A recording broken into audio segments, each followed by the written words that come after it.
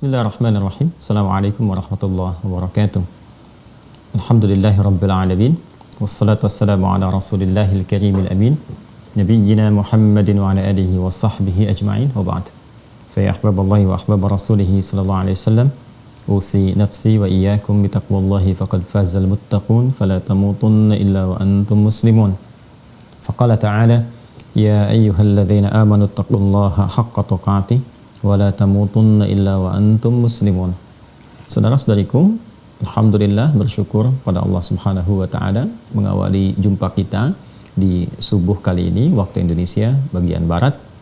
Kembali diberikan kesempatan untuk melanjutkan kajian kita di Mira. Semoga apa yang telah kita pelajari diridhai oleh Allah Subhanahu wa taala, apa yang akan kita pelajari dimudahkan oleh Allah Subhanahu wa taala, dan apa yang akan kita pelajari dimudahkan pemahaman dan juga diberikan keringanan untuk mengamalkannya. Kita juga bermohon pada Allah seperti biasa, semoga Allah Subhanahu wa taala senantiasa menguatkan jiwa dan lisan saudara-saudari kita yang berkehidupan sampai dengan saat ini namun belum beriman untuk bersyahadat sebelum wafat dan kembali kepada Allah, dan semoga para pelaku maksiat diberikan kekuatan untuk mau bertobat dan memperbaiki jalan kehidupan sehingga melahirkan kualitas kehidupan yang lebih baik, hayatan thayyibah, dan kita semua diwafatkan dalam keadaan husnul khatimah. Amin ya rabbal alamin. Baiklah, kita akan mencoba melanjutkan sesi kajian kita dalam muqaddimah kedua di sesi pembahasan tentang ibadah. Dan ibadah ini bagian pokok yang kedua dari turunan pembahasan dalam dinul Islam dari 4 pokok utama. Yang pertama adalah akidah, telah kita tuntaskan. Yang kedua adalah ibadah. Yang ketiga muamalah, dan yang keempat adalah akhlak. Dan empatnya ini akan saling terkorelasi satu dengan yang lainnya. Inilah keistimewaan dalam Islam. Tidak ada satu ajarannya pun yang tidak terhubung. Dan menariknya, semua pokok-pokok ajaran ini itu semua memiliki fungsi dalam kehidupan. Bukan hanya kehidupan interaksi eksternal kita ya dengan lingkungan atau semesta, bahkan juga memberikan petunjuk kepada seluruh bagian tubuh kita bagaimana dikelola dan bersikap dalam kehidupan. Ada bimbingan untuk fisik, bimbingan untuk akal, pun demikian bimbingan untuk roh. Kita telah mendapatkan pondasinya, lebih daripada 60 video telah kita pelajari. Bagi yang baru bergabung, dipersilahkan untuk menyimak di YouTube-nya Mira ya, dengan logo seperti yang di belakang layar kita ini. Silahkan dicek di sana. Insya Allah Anda bisa menyimak dari awal sampai dengan akhir pembahasan, belajar secara bertahap, pelan-pelan, sehingga mendapatkan pemahaman yang utuh tentang apa yang kita uraikan. Kemudian setelah itu kita masuk kepada fikih ibadah yang kemarin telah kita tampilkan pembukanya. Awal dari pembahasan mengapa kita mesti beribadah, apa filosofi di balik ibadah itu, tujuannya seperti apa, sampai juga kemudian kita dapatkan tentang pokok-pokok pembahasan di ibadah, baik itu tentang dalilnya, caranya, maknanya, sampai kepada hikmahnya. Dan sekarang di pembuka yang kedua atau mukaddimah yang kedua, kita akan masuki tentang bagaimana alur penjelasan Nabi Sallallahu Alaihi Wasallam, baik penyampaian Al-Quran dari firman Allah Subhanahu Wa Taala sebagai pedoman berkehidupan, ataupun juga nanti bimbingan Allah kepada Rasulullah untuk menjelaskan kandungan-kandungan Al-Quran dimaksud sehingga menjadi pedoman yang utuh untuk dipraktekkan dan mudah untuk dicontoh. Karena Allah sendiri menyampaikan dalam Al-Quran di surah ke-33 Al-Ahzab di ayat ke-21, laqad kana lakum fi rasulillahi uswatun hasanah, dan telah tetap pada pribadi Rasulullah SAW dijadikan untuk kita semua keteladanan terbaik. Jadi teladan itu bisa dicontoh kalau terlihat ya, sedangkan kalau tidak terlihat, tidak nampak, sulit bagi kita untuk menyontohnya. Karena itulah praktek langsung kehidupan dalam berpedoman kepada Al-Quran ya, dan juga hadis-hadis Nabi Muhammad SAW diwujudkan dalam miniatur kehidupan Rasulullah SAW bersama para sahabat yang nanti menjadi kurikulum. Nilainya itu, prakteknya itu akan menghasilkan sebuah substansi nilai yang menjadi kurikulum bagi setiap generasi. Jadi menariknya, walaupun masanya berbeda, ruangnya berbeda, waktunya berbeda, tapi semua hal yang dialami itu tidak akan keluar dari nilai-nilai yang telah dipraktekkan di masa Rasulullah SAW. Itu yang sepatutnya kita keluarkan. Nah, nilai-nilai itu menjelma nanti menjadi 4 pokok pembahasan yang bila kita lakukan itu semua, maka insya Allah kita akan menjadi bagian dari insan yang paripurna, yang juga mendapatkan keteladanan dari apa yang telah kita raih dari kehidupan Rasulullah SAW. 4 pokok bagian itulah yang telah kita bahas. Pertama akidah, sekarang ibadah, selanjutnya muamalah, dan kemudian hiasannya disebut dengan akhlak. Baik, pada mukaddimah yang kedua ini kita akan coba uraikan tentang alur penjelasan atau taklim Rasulullah SAW yang diajarkan di era beliau, kemudian sampai ke generasi setelah era beliau hingga menuju kepada kita. Seperti apa alurnya sehingga nanti memunculkan istilah-istilah yang familiar juga, viral juga sampai dengan kini, dan kita bisa memahami dengan baik istilah-istilah yang dimaksudkan, khususnya terkait dengan persoalan-persoalan sunnah, bid'ah, dan turunan-turunan lain yang membutuhkan perhatian utuh di dalamnya sehingga kita mengerti secara komprehensif. Baik, kita telah mempelajari bahwa seluruh sumber keislaman itu terpusat kepada Al-Quran dan juga hadis. Al-Quran dan Al-Hadis.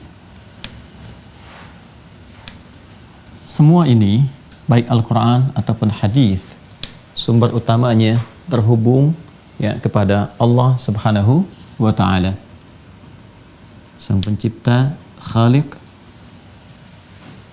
dan seluruh sifat ketuhanan yang melekat kepadanya. Kita telah jelaskan dengan cukup detail Al-Quran, firman Allah Subhanahu wa Ta'ala langsung berupa lafaz dan maknanya. Tujuan diturunkannya adalah menjadi pedoman berkehidupan untuk seluruh manusia. Ingat itu ya, untuk seluruh manusia. Jadi untuk membedakan dengan kitab-kitab sebelumnya, ada Injil, ada Taurat, ada Zabur, dan Suhuf pada nabi-nabi sebelumnya, maka sifat-sifat kitab sebelum Al-Quran itu sifatnya lokal saja, untuk kaumnya saja. Nabi Musa diberikan Taurat untuk kaumnya saja pada masa itu. Ya, kemudian di masa Nabi Daud ada Zabur untuk kaumnya. Walaupun genealogi umatnya Musa alaihissalam ke Nabi Daud, ke Nabi Sulaiman itu sama-sama punya garis keturunan, ya, seperti misalnya yang kita sebut dengan Yahudi kini itu, atau nanti sebagiannya ada Bani Israel. Ya, nanti ada detail perbedaan antara Bani Israel dengan Yahudi secara diksi juga, dan akan berpengaruh kepada turunan genealogi juga ke bawahnya. Ya, kemudian sampai ke Nabi Isa pun itu genealoginya serupa, garis turunannya. Ya, umat yang punya jalur genealogi ke atasnya serupa. Namun menariknya itu kan kitabnya berbeda-beda. Di masa Nabi Musa itu Taurat, masa Nabi Daud itu Zabur, masa Nabi Isa alaihissalam itu Injil, karena lokal-lokalnya berbeda. Ya, setiap lokalnya. Ya, tapi Al-Quran, ketika Allah kemudian menurunkan Al-Quran, itu jelas. Diksinya ditunjukkan secara general, linnas, untuk seluruh manusia. Dan dahsyatnya, mengonfirmasi ajaran Nabi sebelumnya, merangkumnya dengan sempurna, dan kemudian memberikan jabaran komprehensif untuk pedoman manusia sampai akhir kehidupan. Itu dahsyatnya. Jadi Al-Quran mengonfirmasi dulu kitab sebelumnya, dan di kitab sebelumnya pun dikonfirmasi akan datangnya Nabi penutup, pembawa risalah yang sempurna, dan seterusnya, ya kan? Ya, saya baru melihat kemarin ada sekilas di YouTube itu, ya, seorang rabi yang mengonfirmasi pada pimpinan rabi di Israel bahwa ketika dia meriset kembali jalur-jalur Taurat itu, ya, jalur-jalur Taurat, dia menemukan bahwa benar disebutkan ada Nabi Muhammad, namanya Muhammad.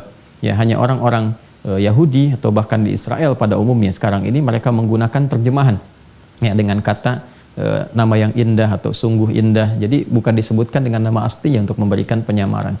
Ini memberikan kesan bahwa apa yang disampaikan oleh Al-Quran, ya, yang mengonfirmasi kitab-kitab sebelumnya memang nyata adanya.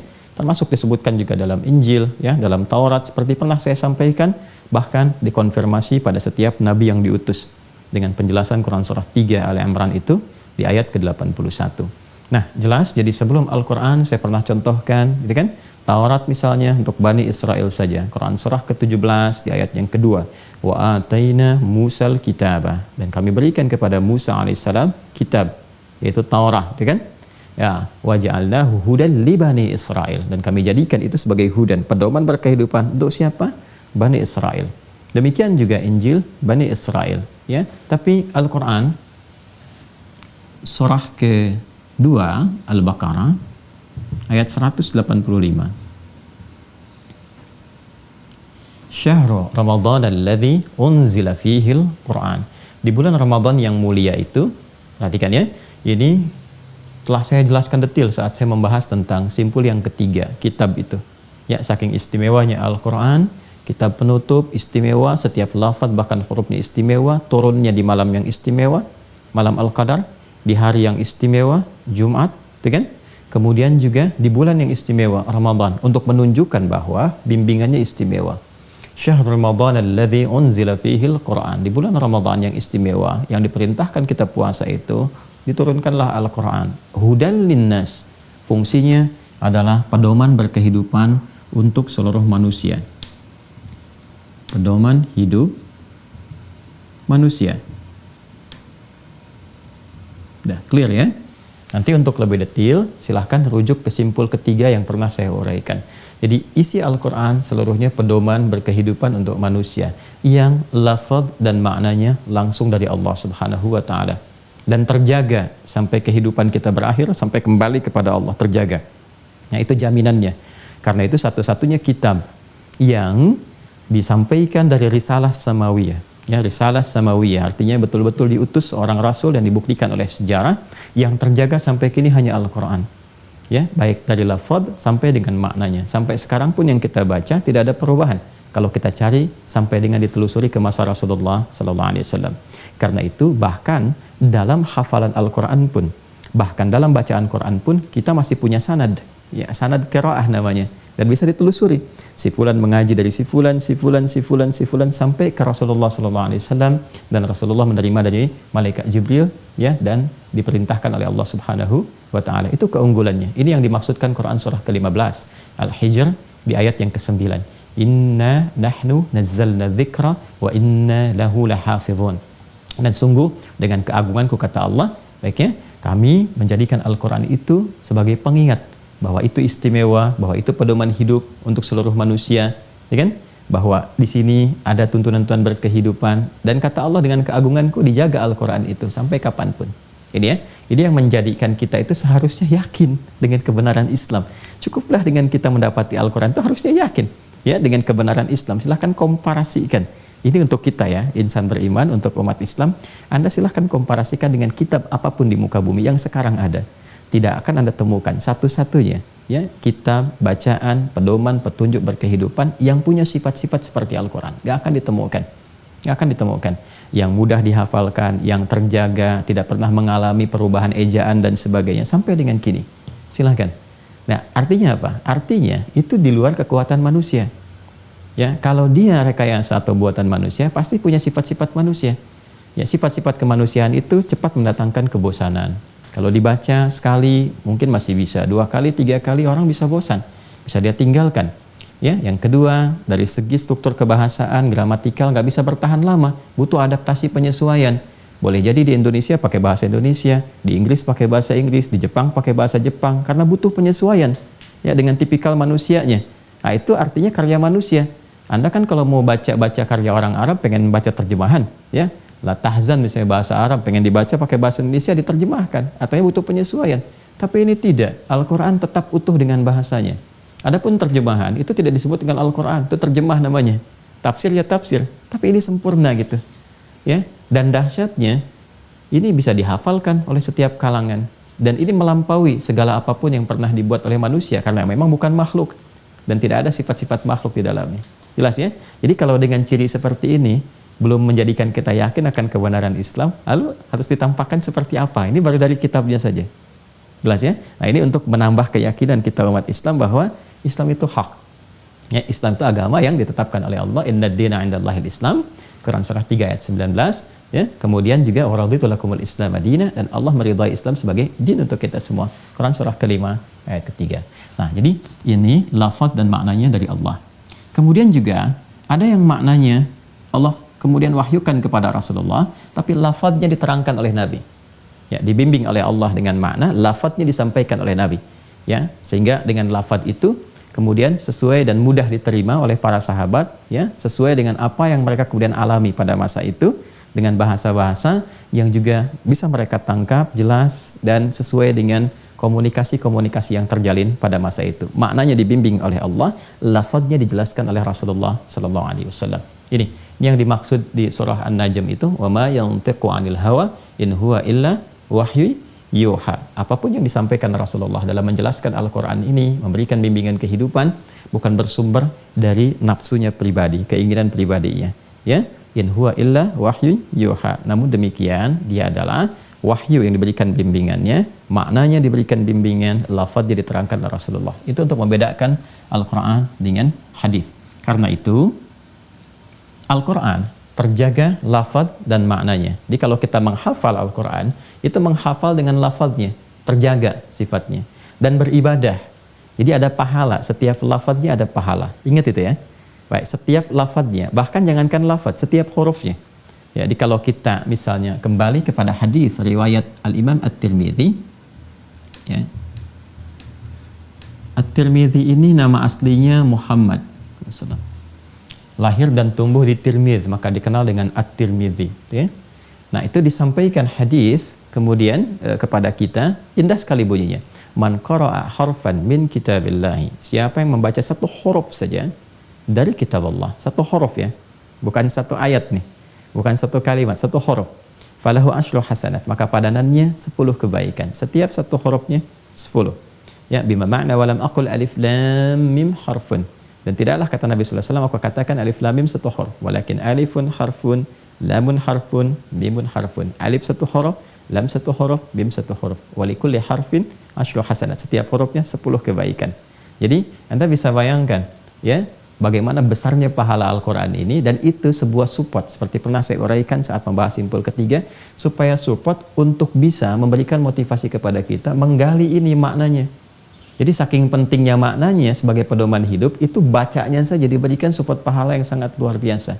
Tapi yang ingin saya katakan adalah, karena lafadznya juga bersumber dari Allah, bukan hanya maknanya, maka membaca lafadznya saja itu sudah ibadah. Ya. Membaca lafaznya saja itu sudah ibadah. Jelas ya? Jadi dari segi lafaz, apalagi kalau Anda hafalkan misalnya kan, dan seterusnya. Jadi kalau kita ingin berdalil dengan Al-Quran, maka ini harus mencakup dua hal, lafaz dan makna. Ya kan? Lafaz dan makna. Lafaz dan makna. Lafaz nanti diketahui lewat ilmu qiraat, yang turunannya nanti ada tajwid dan seterusnya. Ini makna diketahui lewat tafsir. Masya Allah, semua disiplin ilmunya ada. Dan dahsyatnya, di qiraat ada sanadnya, di tafsir ada sanadnya. Ini luar biasa ini. Ya, jadi semuanya tuh nggak ada putusnya gitu, semua tersambung. Kita tuh punya satu keunikan sekaligus menjadi keistimewaan yang tidak ditemukan dimanapun. Setiap cabang ilmu kita tuh punya silsilah riwayat sampai ke atas, sampai sumber utamanya. Di qiraat ada yang kita bacakan umumnya di Indonesia hafaz, ya hafaz dari Asim terus ke atas ya lagi sambung lagi ke Rasulullah. Di tafsir juga banyak. Nanti rata-rata nyambungnya kayak Ibnu Katsir terus ngutip ke Imam Mujahid, Mujahid ke siapa lagi? Ibnu Abbas radhiyallahu taala anhuma. Ibnu Abbas dari siapa? Nanti ke Rasulullah. Ya, ini dia lafaz dan maknanya. Nah, berbeda dengan hadis. Ditekankan dalam hadis itu adalah makna.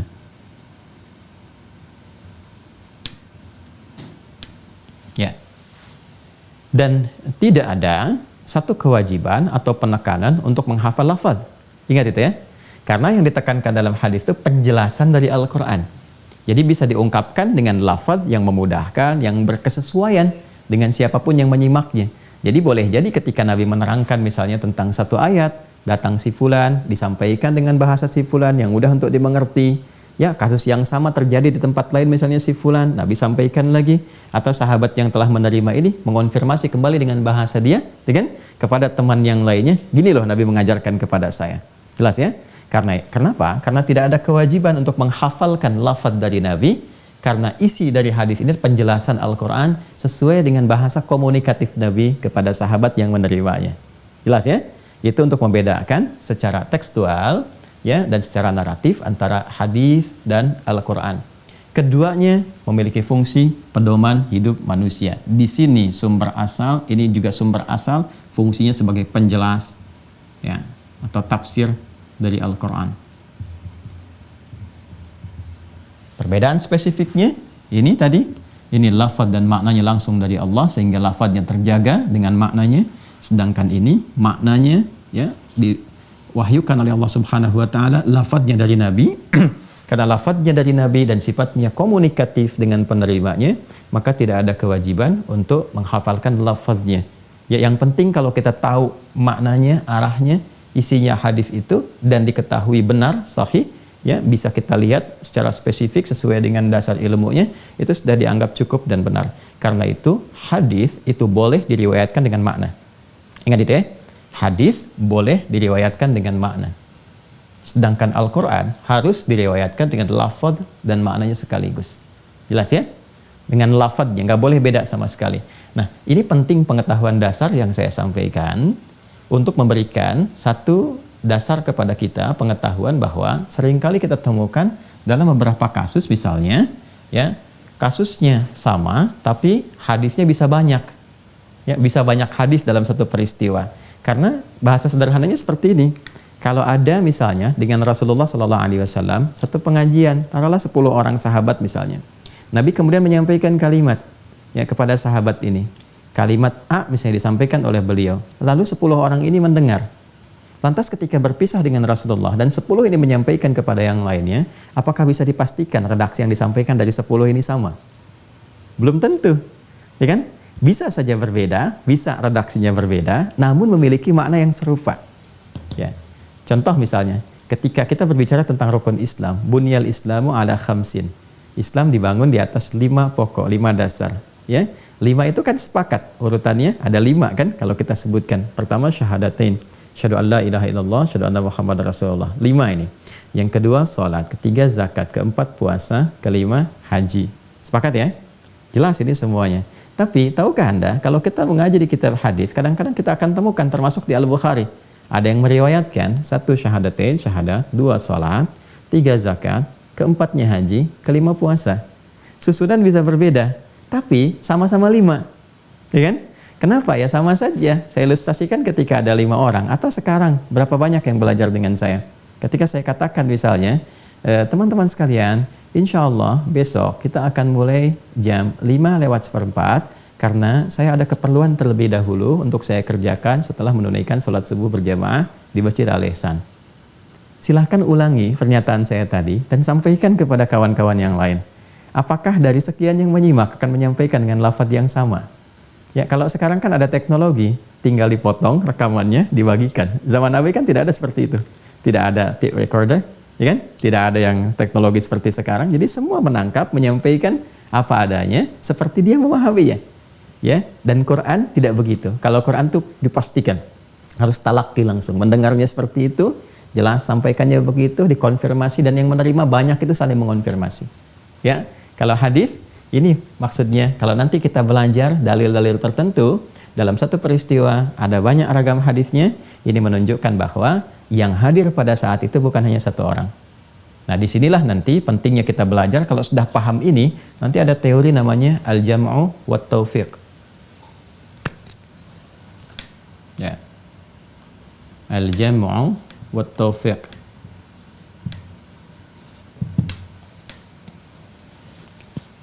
Mengumpulkan dari sekian banyak hadis itu dan mengambil petunjuk mana yang dimaksudkan. Ya, karena boleh jadi nanti Anda temukan misalnya seakan-akan dalam satu bab ini seakan-akan kok bertolak belakang, ada yang begitu.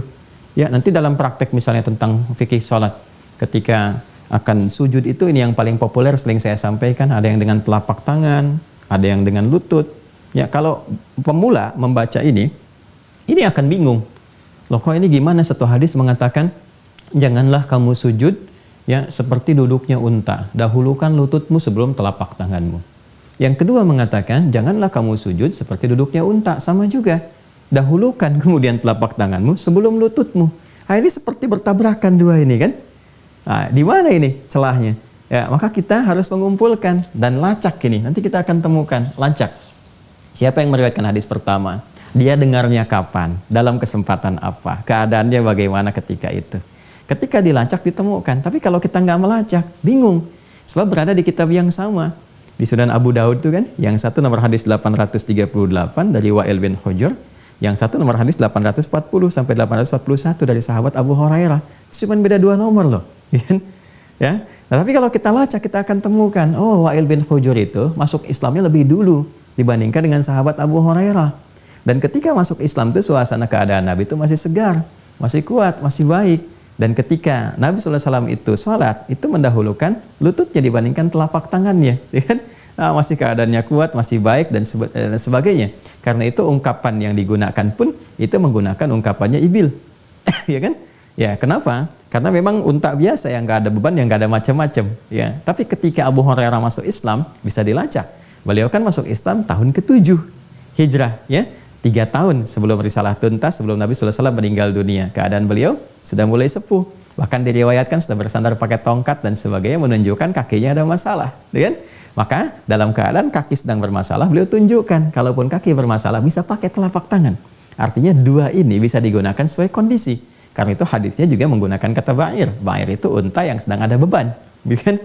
Nah, ini hal-hal seperti ini, kalau kita nggak pelajari sampai detil begini, ya, itu berpotensi melahirkan keliru paham, bahkan tidak sedikit orang awam tuh berselisih hanya gara-gara itu. Ya, jadi ketika yang satu belajar menggunakan telapak tangan, satu menggunakan lutut, tidak ketemu dan mempelajari seperti ini, ya, dasar pengetahuannya, maka berpotensi nanti akan mengklaim bahwa ini yang benar, ini keliru, atau sebaliknya. Nah, ini yang coba kita tarik benangnya dengan pengetahuan yang jelas. Ya? Sehingga ketika mengetahui dasar pengetahuannya, kita akan bijak melihat dan bisa bersikap dengan baik. Ya? Nah, ini yang saya maksudkan. Jadi nanti jangan kaget kalau dari satu peristiwa atau menafsirkan ayat, ada beberapa ragam hadis, bisa redaksinya berbeda-beda tapi maknanya sama. Ada yang kelihatan seperti berbeda tapi sebetulnya ada hikmah di dalamnya, dan sama-sama menunjuk pada kemudahan dalam beribadah. Jelas ya? Baik. Nah, baik dalam Al-Quran ataupun dalam penjelasannya di hadis-hadis Nabi Muhammad SAW terkait dengan pedoman hidup manusia, maka satu di antara 4 cabang pedoman hidup ini pun dijelaskan secara utuh. Ya, satu di antara 4 ini yang porsinya kita bahas sekarang, yaitu dalam konteks ibadah. Jadi kalau kita ingin membuat satu skema ke sini, menurunkan dulu pedoman hidup manusia itu diturunkan ke sini. Nah, ada kan yang terkait dengan aspek akidah, kan? Satu, yang pokoknya. Kemudian ke sini ibadah, ya. Dan selalu panahnya itu 2 sisi, karena memiliki korelasi. Inilah dahsyatnya dalam Islam itu semua saling terhubung. Nanti ini ke sini jadi muamalah. Ya. Ini luar biasa, ini dahsyat sekali. Jadi tidak ada satupun dalam ibadah kita itu yang tidak berdampak kepada aspek muamalah. Selalu ada. Ya, selalu terbawa.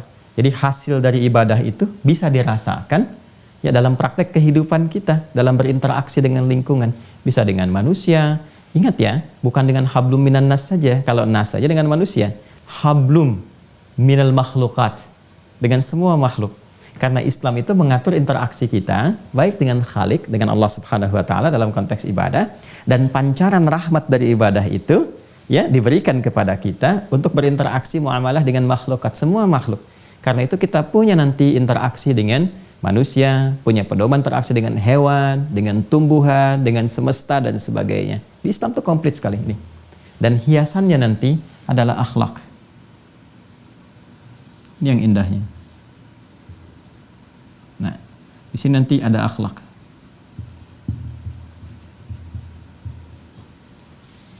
Nah, makanya akhlak ini kan nanti penunjuk kesempurnaan antara akidah, ibadah, muamalah. Pancarannya akhlak.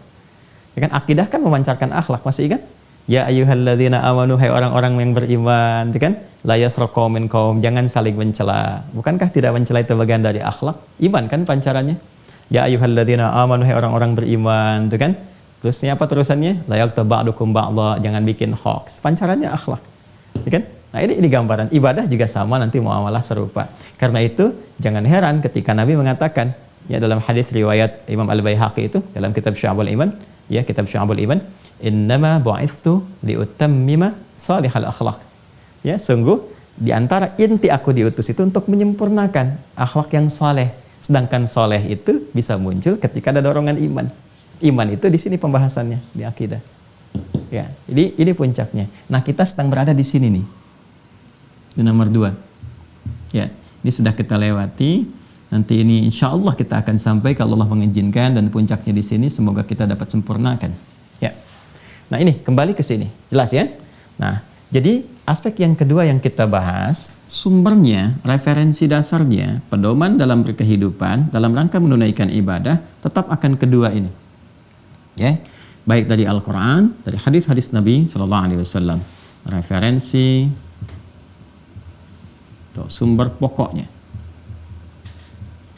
Oke. Dan keduanya ini dijelaskan oleh Rasulullah Sallallahu Alaihi Wasallam.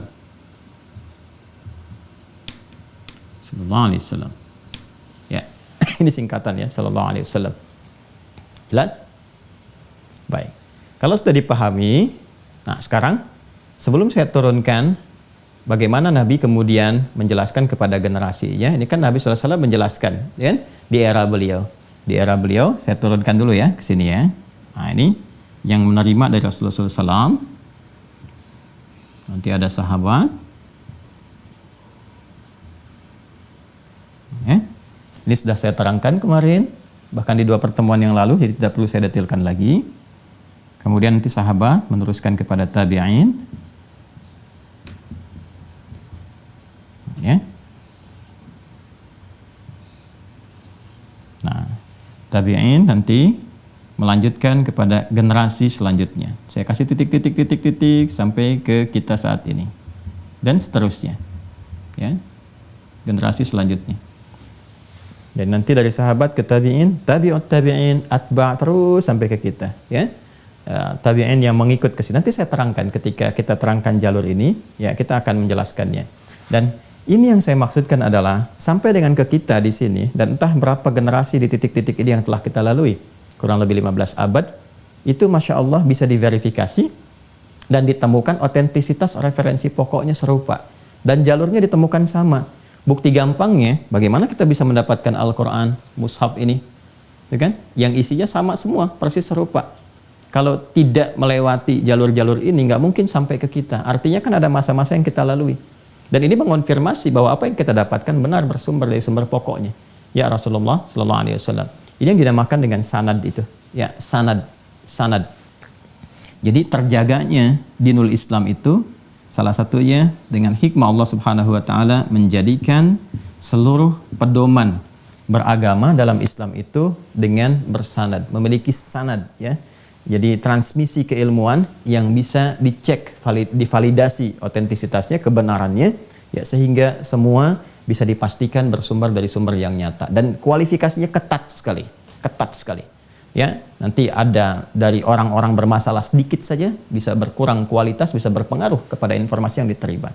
Nah, sekarang sebelum kita berbicara tentang sanad ini, dan di sini nanti akan terhubung banyak hal sebagai referensi kepada kita untuk mengetahui keragaman dan keindahan bagaimana ilmu itu disampaikan, saya akan mencoba untuk menerangkan dulu tentang ragam bentuk penjelasan Rasulullah SAW terkait dengan pedoman berkehidupan bagi seluruh umat manusia dalam konteks ibadah ini, yaitu menerangkan tentang ini, ragam penjelasan baik dari Al-Quran ataupun hadis, ya, ada berapa ragam utamanya, ragam pokoknya yang kita terima sampai saat ini untuk menjadi dasar kita dalam beribadah.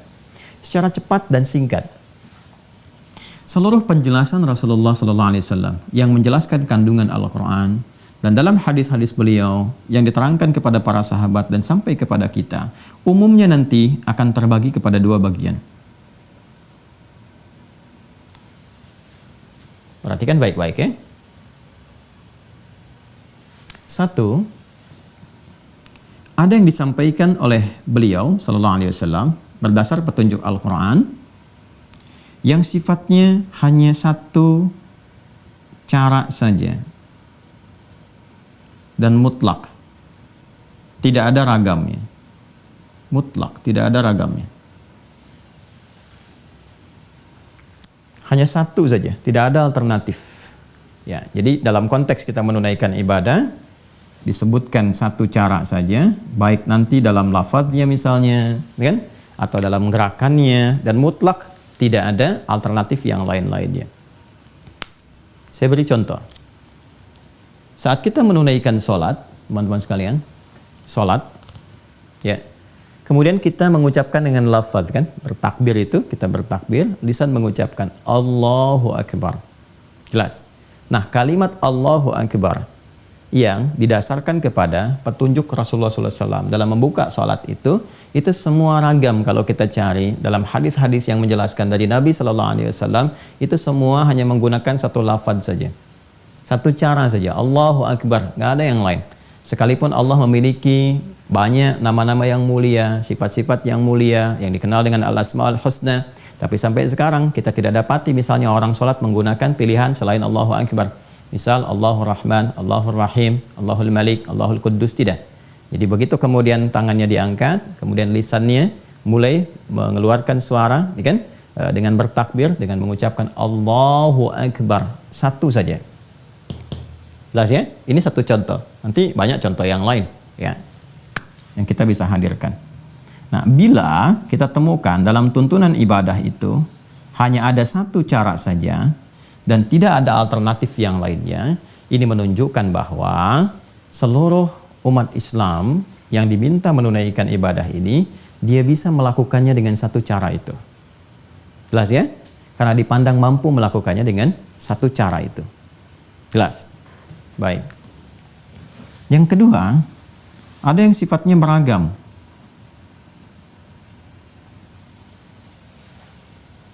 Jadi di sini menunjukkan satu alternatif.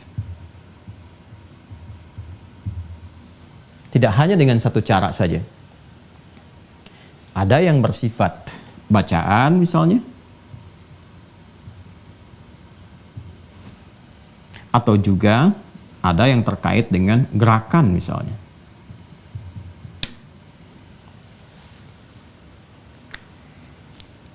Pelan-pelan ya. Ada yang sifatnya bacaan, ada yang sifatnya apa? Gerakan. Contoh yang bacaan. Bacaan riwayat Al-Quran yang sampai kepada kita itu bukan dengan satu bacaan, satu cara.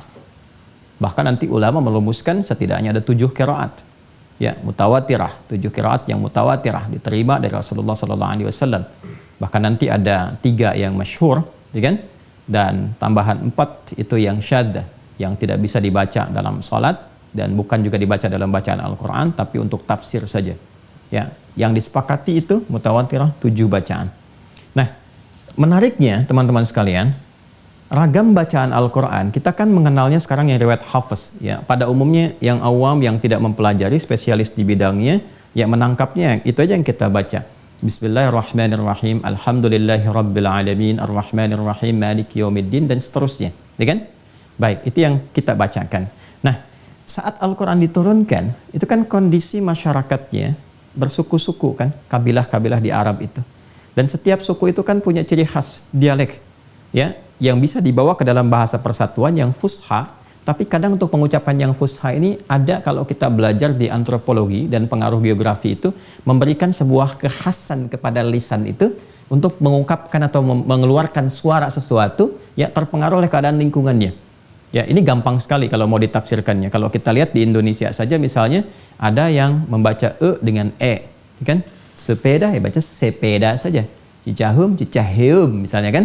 Nah, sepeda dengan sepeda itu kan barangnya sama, kan? Coba cara mengucapkannya bisa berbeda karena pengaruh-pengaruh dialektika lingkungan yang terpengaruh oleh keadaan-keadaan, bisa alam, bisa macam-macam ya, dan sebagainya. Tapi menunjuk kepada satu inti yang sama dengan pengungkapan yang berbeda. Nah, di Arab juga lingkungannya kan nggak sama dengan di Indonesia.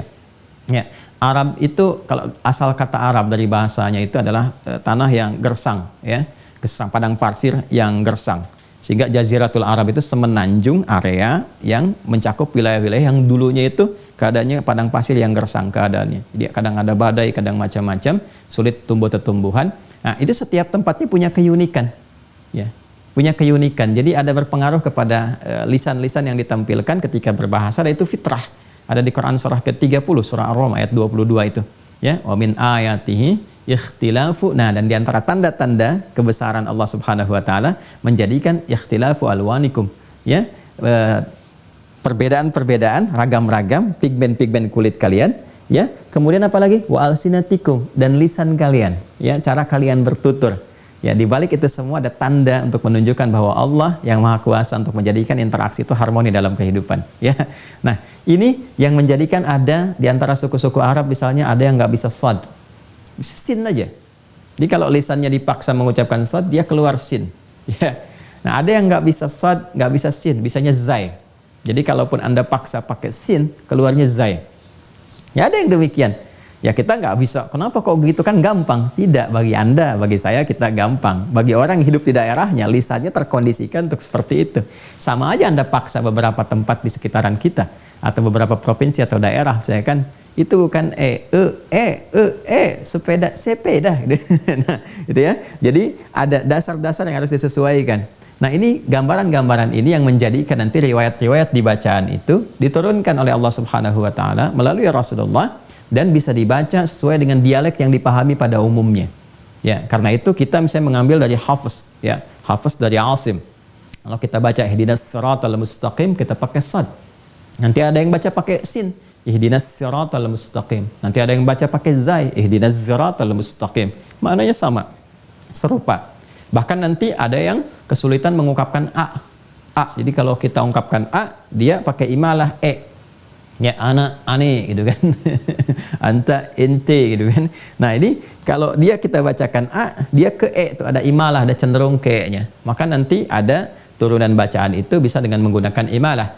Ya, karena itu nanti ada riwayatnya, misalnya Imam Hamzah punya 2 murid, Khalad dengan Khalaf, itu ada imalahnya. Ya, Waras juga ada imalahnya. Seperti kalau kita baca wadduha, itu nanti bacanya wadduha. Wadduha wal laili idza saji. Ya, ma wadda'aka rabbuka wa ma qala. Ya, itu maknanya sama, nggak ada perbedaan. Nah, ternyata ragam ini, alternatif bacaan ini sifatnya untuk memudahkan. Karena agama ini, dinul Islam, Allah turunkan untuk memberikan kemudahan dalam berkehidupan. Jadi ad-dinu itu yusrun wala usrun. Agama itu memberikan kemudahan, bukan kesulitan. Makanya ngasih solusi, bukan menyulitkan. Jadi kalau Anda nanya sesuatu, fatwa dalam agama, itu kan artinya minta kemudahan, minta solusi. Jadi kalau ada fatwa yang sifatnya menyulitkan, yang tidak rasional sifatnya, ya, tapi ada yang memang memberikan kesulitan, tapi nilainya rasional, supaya tidak memudah-mudahkan. Seperti seorang raja yang dia tahu kalau dia itu berhubungan di siang hari saat puasa Ramadan, dia punya 3 alternatif. Ya, bisa apa? Bisa puasa 2 bulan berturut-turut, kemudian dia juga bisa memberi makan 60 anak yatim, kan, diantaranya. Jadi ketika dia kemudian melakukan itu, dia datang kemudian kepada mufti. Dia mengatakan, saya mau ngasih makan aja 60 anak yatim. Ya, kata muftinya, nggak bisa, Anda harus puasa 2 bulan berturut-turut. Kok begitu katanya? Ya kalau Anda misalnya memilih bisa seperti itu, gampangnya Anda bisa melakukan setiap hari. Lalu dengan gampangnya Anda kasih makan 60 orang miskin. Tidak begitu. Maka itu kadang-kadang diberikan hukum ketat, bukan untuk menyulitkan, tapi menghambat, memudah-mudahkan agama. Tapi prinsip dasar dari keagamaan itu meringankan. Ya, karena itu saking ringannya nanti, ya, tapi bukan untuk diringan-ringankan, karena memberikan kemudahan dalam kehidupan. Bahkan yang haram pun dalam satu kondisi tertentu, itu bisa sementara bersifat memudahkan, itu bisa jadi halal untuk sementara, sepanjang memberikan dorongan kemudahan untuk mencari yang halal lagi. Nah ini kasusnya nanti banyak. Ya, seperti terjebak dalam satu tempat terasing, di pegunungan, atau di hutan dan sebagainya, nggak ada yang lain kecuali ada daging yang diharamkan seperti babi misalnya, ya itu boleh kemudian ya Anda dapati, dimasak dan sebagainya, ya kan? Tapi Anda makan sekedar untuk menutupi lapar yang sangat saja, bertahan hidup sambil mencari yang halalnya lagi untuk sementara. Nah itu turunan-turunan yang memudahkan ini. Jadi saya mau katakan sekali lagi, Anda akan temukan ragam-ragam alternatif seperti di bacaan, yang sifatnya satu bisa memudahkan, yang kedua karena hikmah tertentu. Hikmah yang melahirkan bisa jadi tambahan pahala atau penunjuk pada keistimewaan. Ya, ini penting, ini jarang sekali diturunkan. Ini kalau kita belajar di kampus ini bisa Anda temukan sampai 1 semester belajar ini. Ya. Sampai contoh begini. Bismillahirrahmanirrahim. Dalam bacaan Al-Fatihah, ketika dipraktikkan saat ibadah, dalam sholat, Bismillahirrahmanirrahim itu ada 4 cara. Cara membacanya 4 cara. 1, bisa dibaca dengan jahar, Bismillahirrahmanirrahim sekali. 2, bisa tidak dibaca sama sekali, langsung Alhamdulillahirabbil alamin. 3, bisa dibaca dengan sir, silent, Bismillahirrahmanirrahim. Baru jaharnya Alhamdulillahirabbil alamin. 4, bisa dibaca dengan jahar rakaat pertama, Bismillahirrahmanirrahim, Alhamdulillahirabbil alamin. Selanjutnya rakaat kedua tidak dibaca sama sekali. Ada 4 cara. Nah, perbedaan ini muncul, cara membaca ini bisa ada 4 ragam karena satu hikmah tertentu. Ya, apa kisahnya? Ketika surah-surah Al-Quran mulai banyak turun, ya, Ibnu Abbas radhiyallahu ta'ala anhuma, sahabat junior, itu bertanya pada Rasulullah. Ini kefakihan Ibnu Abbas. Ya Rasulullah, wahai Rasulullah SAW, tidakkah Allah menurunkan satu pemisah yang memisahkan antara surat satu dengan yang lainnya? Ya, karena aku khawatir orang-orang menduga antara surat satu dengan yang lain bersambung. Ya, dulu belum ada pemisah, karena kan saat turun itu kita tidak temukan misalnya pembatas seperti di mushaf seperti sekarang ya. Itu kan membatasi. Ya, bukan ayatnya loh, itu pembatas-pembatasnya itu. Batasnya. Kan ketika dibacakan ini Al-Falaq, kan An-Nas, dari Al-Ikhlas, Al-Falaq, An-Nas, itu kan nyambung kan? Nyambung semuanya. Maka karena pertanyaan ini, hikmah pertanyaan ini, Masya Allah, Allah turunkan. Apa yang diturunkan? Ya, ayatul munfasilah. Ayat tersendiri, Bismillahirrahmanirrahim. Bismillahirrahmanirrahim. Maka sekarang kita dapati di setiap mushaf itu kan ada pemisahnya Bismillahirrahmanirrahim, Bismillahirrahmanirrahim, Bismillahirrahmanirrahim, ya kan? Kecuali yang di At-Taubah itu kan, yang di At-Taubah tidak digunakan Bismillahirrahmanirrahim, tapi nanti akan ditemukan di An-Naml, ya, innahu min Sulaiman wa innahu Bismillahirrahmanirrahim, sehingga jumlah Bismillahirrahmanirrahim tetap sama 114 jumlahnya. Ya, kenapa di At-Taubah itu tidak menggunakan Bismillahirrahmanirrahim di awalnya? Karena ini ayat pembuka izin untuk membela diri dalam suasana invasi militer. Jadi ketika diserang, yang tadinya bersabar, tapi ini sudah semakin membahayakan, ya, sudah bisa meleburkan keadaan dan bisa menyakiti banyak orang, maka diminta untuk merespon dengan membela diri. Sedangkan suasana militer itu, peperangan itu kan tidak menghadirkan kasih dan sayang. Ya, adapun Bismillahirrahmanirrahim itu kan ayat pengantar kepada kasih dan sayang. Dengan nama Allah yang Maha Pengasih dan Maha Penyayang. Dalam perang nggak ada kasih sayang. Ada orang nembak pakai kasih sayang. Mohon izin ya, kalau sakit mohon maaf, nembak dulu, dor gitu. Maaf ya, sakit enggak? Kan nggak ada begitu. Ya, karena itu di surah Al-Bara'ah atau At-Taubah tidak menggunakan Bismillahirrahmanirrahim, langsung bara'atum minallah, ya kan? Nah, jadi dan seterusnya. Nah, ini yang menunjukkan kesan bahwa Bismillahirrahmanirrahim ketika turun itu atas pertanyaan Ibnu Abbas radhiyallahu taala anhuma, turun sebagai pemisah surat yang satu dengan surah yang lainnya. Nah, ketika turun Bismillahirrahmanirrahim itu, apa respon Rasulullah ketika membaca Al-Fatihah?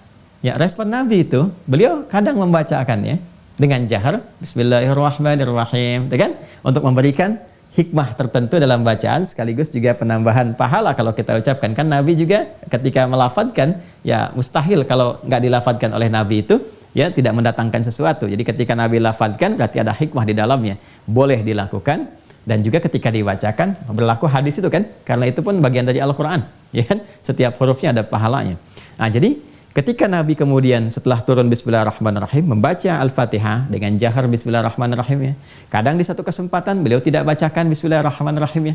Ya, karena itu jangan heran ketika Anda menemukan misalnya hadis-hadis Abu Bakar, saya pernah sholat di belakang Abu Bakar, di belakang Umar bin Khattab, belakang Utsman, belakang Ali. Ini kan mereka tidak membaca Bismillahirrahmanirrahim. Pertanyaannya, kapan itu?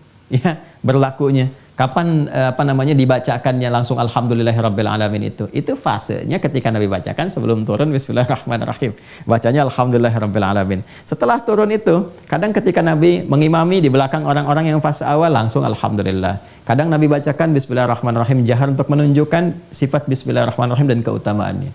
Kadang-kadang disirkan, kadang dibaca rakaat pertama, selanjutnya tidak, untuk menunjukkan hikmah. Dari situ kemudian ada ragam bacaan untuk memilih. Ya kan? Ada yang bisa mau ngambil Bismillahirrahmanirrahim jahar, boleh. Ada contohnya dipraktikkan Nabi. Ada yang mengambil dengan sir, boleh. Ada contohnya praktikkan Nabi. Sampai nggak dibaca pun boleh. Yang salah itu kan yang tidak sholat. Tapi yang paling penting adalah ketika Anda membaca ataupun tidak memilih membaca, Anda tahu hikmahnya dan bisa mengerti bagaimana turunan pahalanya. Jelas ya? Apakah kalau saya nggak baca nggak dapat pahala? Hei, jangan dilihat kepada bacaannya juga. Kalau Anda niatkan untuk mengikuti Nabi pun, saya ingin keteladanan Nabi, saya pilih yang ini karena saya merasa kuat dalilnya di sini misalnya. Lalu Anda pilih untuk mengikuti Nabi, ada pahala juga. Nah, jadi fikih itu lunak gitu ya. Ya, sepanjang sesuai dengan kaidah. Ya, yang repot itu kalau nggak belajar, ini yang repot, bisa berpotensi melahirkan gesekan-gesekan. Ya, jadi nggak ada kaitan dengan isu-isu misalnya kalau baca Bismillah jahar, oh ini NU, kalau sir itu Muhammadiyah atau yang lainnya, ya, atau alumni sini, nggak ada hubungan dengan itu. Dari dulu sudah ada. Nanti saya terangkan saat masuk ke sini per kasus. Ya, semakin lebih jelas lagi. Ini baru contoh. Ya, jadi ini gambarannya. Kalau Anda menemukan ragam yang menjadi alternatif baik dari segi bacaan ataupun gerakan, boleh jadi ada kemudahan di dalamnya atau karena hikmah tertentu dari satu peristiwa yang terjadi yang menghadirkan sebuah pendalaman ilmu kepada kita dan perluasan wawasan. Gerakan tadi sudah saya contohkan, ya, ketika bergerak saat akan posisi berpindah sujud itu, ya, tadi sudah saya sampaikan. Ada keragaman baik yang menggunakan telapak tangan ataupun menggunakan lutut ketika akan sujud itu, dalilnya sudah saya ungkapkan. Tempatnya di mana, urutannya apa, hikmahnya juga apa. Jadi kalau kita dapatkan beraneka ragam ini, ya bukan berarti oh ini ada pilihan-pilihan. Ya betul itu pilihan alternatif, tapi hikmahnya yang kita cari apa nih? Oh ini kemudahan, cari yang paling mudah, yang sekiranya bisa kita lakukan dengan cara yang terbaik. Nah semua yang ragam ini, yang di sini, ya jalur yang ini.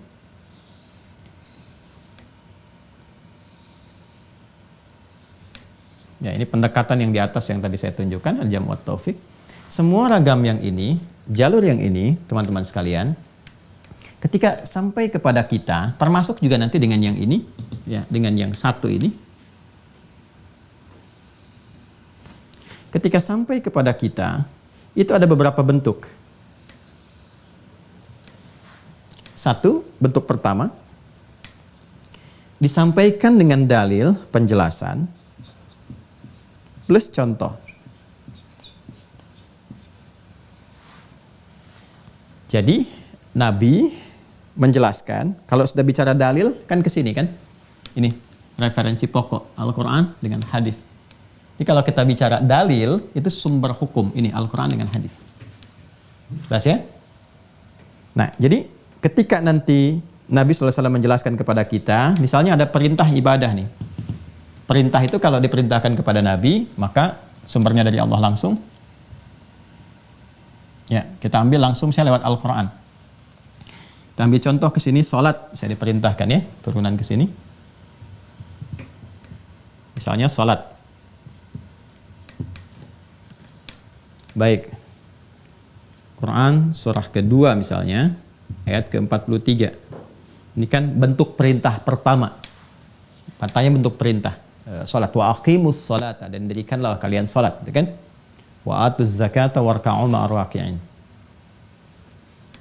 Baik ya.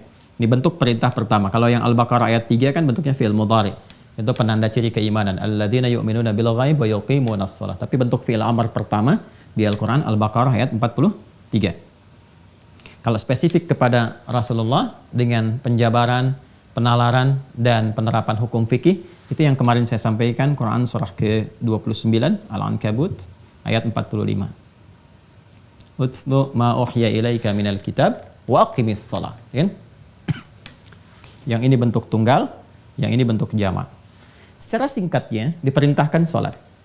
Jadi kalau misalnya kita ingin tanyakan tentang ibadah, ini ada ibadah nih. Ya, perhatikan, ini kaidah yang paling dasar. Ibadah. Maka yang pertama kali harus dicari adalah ada nggak perintahnya, dalilnya nih? Ingat ya? Jadi kalau terkait ibadah itu, yang dicari perintahnya. Dalilnya apa? Dalil perintahnya. Bukan larangan. Awas, hati-hati. Bukan larangan. Yang dicari perintahnya kalau terkait ibadah. Misalnya sekarang sholat nih. Cari perintahnya, ada nggak dalam Al-Quran? Karena ibadah itu diikat dengan perintah. Jelas ya? Dunia diikat dengan larangan. Jangan salah menyimpulkan ya, ini kaidah dasarnya. Jadi kalau Anda mau mencari yang terlarang dalam ibadah, mungkin tidak ditemukan. Contoh misalnya, boleh nggak saya sholat subuh 3 rakaat? Kita katakan, Nggak boleh. Terus Anda katakan, kan nggak ada larangannya. Coba Anda cari di Al-Quran, ada nggak larangan sholat subuh 3 rakaat? Di hadis larangan 3 rakaat, nggak ditemukan. Ya, memang ibadah itu yang dicari bukan larangan, perintahnya. Perintahnya 2, gitu aja. Ya kan? Kalau perintah 2, berarti terlarang untuk mengerjakan selain 2, kan selesai. Nah, jadi semua yang terkait dengan ibadah itu yang dicari apa? Itu adalah perintahnya. Jelas ya? Sebaliknya, dunia yang dicari larangannya. Jadi semua yang terkait dengan dunia itu larangan, bukan perintahnya. Jelas ya? Makanya yang berbicara tentang dunia itu kan yang dimunculkan di Al-Quran itu rata-rata yang haram-haramnya kan, untuk menunjukkan yang ini yang nggak boleh, yang lainnya boleh semua. Ya kan? Hurrimat 'alaikumul maitatu wad-damu, dengan Al-Maidah ayat yang ketiga itu, ya, diharamkan bagi kalian itu kan bangkai, darah, ini itu yang haram, selain itu boleh semua. Maka berapa banyak yang boleh? Ya kan? Nah, maka jangan tanyakan kebolehan dalil minum jus buah naga misalnya. Ya nggak usah dicari perintahnya. Kalau nggak ada larangannya ya minum, ya kan? Ya alpukat ya silahkan makan. Ya karena urusan dunia itu yang dicari apa? Larangannya, bukan perintahnya. Nah, larangan itu nanti biasanya erat kaitannya dengan sikap kita. Sikap kita terhadap benda-benda yang kita gunakan untuk beraktivitas itu. Makanya hukum itu terkait dengan perbuatan. Ya, hukum terkait dengan perbuatan. Kecuali nanti ada benda-benda tertentu yang secara spesifik diharamkan. Ya, karena hikmah tertentu. Kembali ke sini. Nah, kita ambil perintahnya sholat. Sudah ada perintah nih. Nah, ketika diperintahkan sholat ini, dalil sudah ditemukan. Kita ambil contoh. Dalilnya sudah ada. Apa? Ini Al-Baqarah misalnya ayat ke-43. Contohnya. Atau Al-Ankabut ayat ke-45. Banyak nanti. Ada terkait waktunya, ada terkait dengan hikmahnya dan sebagainya. Banyak sekali terkait dengan sholat ini karena memang amalan pokok. Ya. Nah, sekarang ciri khas pertama dari ibadah yang diperintahkan ini atau dijelaskan oleh Rasulullah, pertama ada dalil dan contohnya. Karena itu ketika turun dalilnya, wa aqimus shalah, Nabi langsung menjelaskan dan mencontohkan seketika. Karena itu kita temukan dalam kitab-kitab hadis yang sampai kepada kita, karena kalau berbicara penjelasan Nabi kan di hadis. Kan? Kalau kita ingin melacak hadis-hadis Nabi, kita kan ada di sini posisinya nih, jauh sekali, setelah 15 abad. Ya, maka cari sanadnya lewat sanad. Dalam kitab hadis kita temukan. Di Al-Bukhari misalnya ditemukan, di Sahih Muslim ditemukan, cari kitab-kitab hadis. Ya, kalau mau paling gampang cari kitab Sunan, karena kitab Sunan itu disusun berdasarkan urutan fikih. Nanti masuk kitabus shalah. Di kitabus shalah itu kita temukan bagaimana Nabi menjelaskan. Ya, seperti di hadis Muslim misalnya, nomor hadis 397. Ketika Nabi menjelaskan kepada Khalad ya bin Rafi', ya, ketika Khalad ini salat, datang ke masjid Nabi, kemudian salat, ya Nabi berada di sudut yang lain setelah tuntas mengerjakan salat, ya tsumma atan nabiyya sallallahu alaihi wasallam, datang kepada Nabi sallallahu alaihi wasallam, kemudian mengucapkan salam. Kata Nabi, "Waalaikumsalam warahmatullahi, irji' salli fa innaka lam tusalli." Kamu balik lagi salat karena kamu belum salat. Ya, sampai 3 kali, sampai kemudian diajarkan oleh Rasulullah, singkatnya diajarkan. Ya, idza qumta ila shalah, kalau kamu ingin salat dengan sempurna, asbighil wudu, ya sempurnakan dulu wudumu, tsumma istaqbilal qiblah, menghadap ke arah kiblat. Setelah itu diajarkan dari takbir sampai dengan salam. Nah, ini adalah bagian yang pertama tentang bagaimana Nabi menerangkan tentang penjelasan ibadah itu baik dengan dalil dan contohnya. Jadi saya ingin menjelaskan bahwa ciri tipikal pertama dari konsepsi ibadah itu ketika dilakukan, bagian pertamanya ada dalil, ada contoh. Dan contohnya jelas. Seperti sholat. Kalau sudah seperti ini, maka nggak boleh beda. Nggak boleh beda, nggak boleh kreatif sendiri. Ya, Nabi contohkan takbir begitu, ya begitu. Ya, bicaranya pakai seperti itu, ya seperti itu.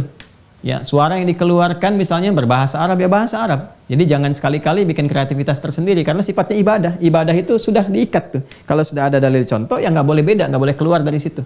Allahu Akbar, nggak usah pakai penerjemah. Ya, jangan sampai misalnya sholat ada asisten imam di samping yang menerjemahkan, nggak perlu.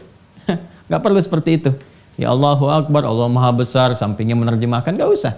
Ya, karena semua kalau ikut sholat sudah sesuai, spesifik. Dan hikmah Allah menjadikan sholat itu dimudahkan bagi setiap muslim untuk memahaminya, untuk mempelajarinya. Coba lihat anak kecil sekarang aja, usia 3-4 tahun, anak saya yang kecil-kecil itu, ya kan, sudah bisa bacaan sholat, sudah bisa gerakan sholat. Itu hikmah Allah menjadikan sebelum baligh pun itu sudah tertanam.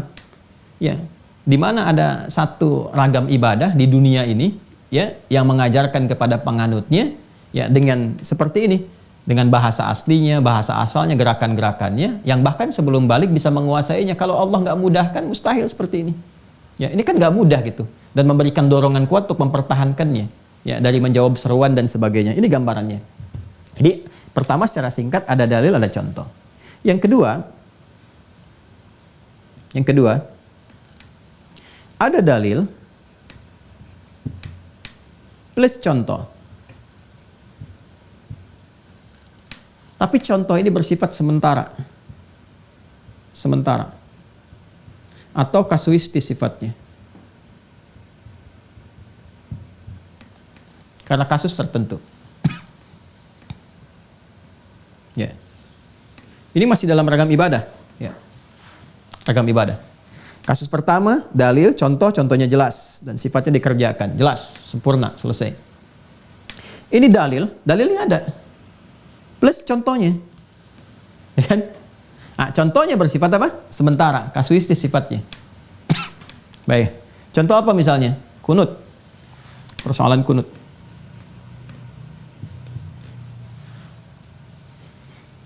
Kunut ada, Nabi pernah kunut, ya. Karena satu kejadian itu, ya ini viral sekali kisahnya. Sahabat-sahabat Nabi banyak di awal-awal masa Islam kedatangan dari distrik Bir Maunah itu, ya minta supaya dikirimkan kepada Rasulullah. Ini ada satu desa, bedol desa masuk Islam, tolong dikirimkan ahli-ahli Quran pengajar. Maka Nabi banyak kirimkan para ahli Quran. Ternyata ketika sampai di satu lokasi, ya dikhianati itu semua. Ya, mereka kemudian dieksekusi, dibunuh dan sebagainya. Ya, hikmah Allah menjadikan mereka wafat dalam keadaan syahid seluruhnya. Ya, lalu sampai beritanya kepada Rasulullah dan Rasulullah SAW kemudian berdoa, memohon kepada Allah Subhanahu wa taala ya untuk memberikan hukuman-hukuman kepada mereka.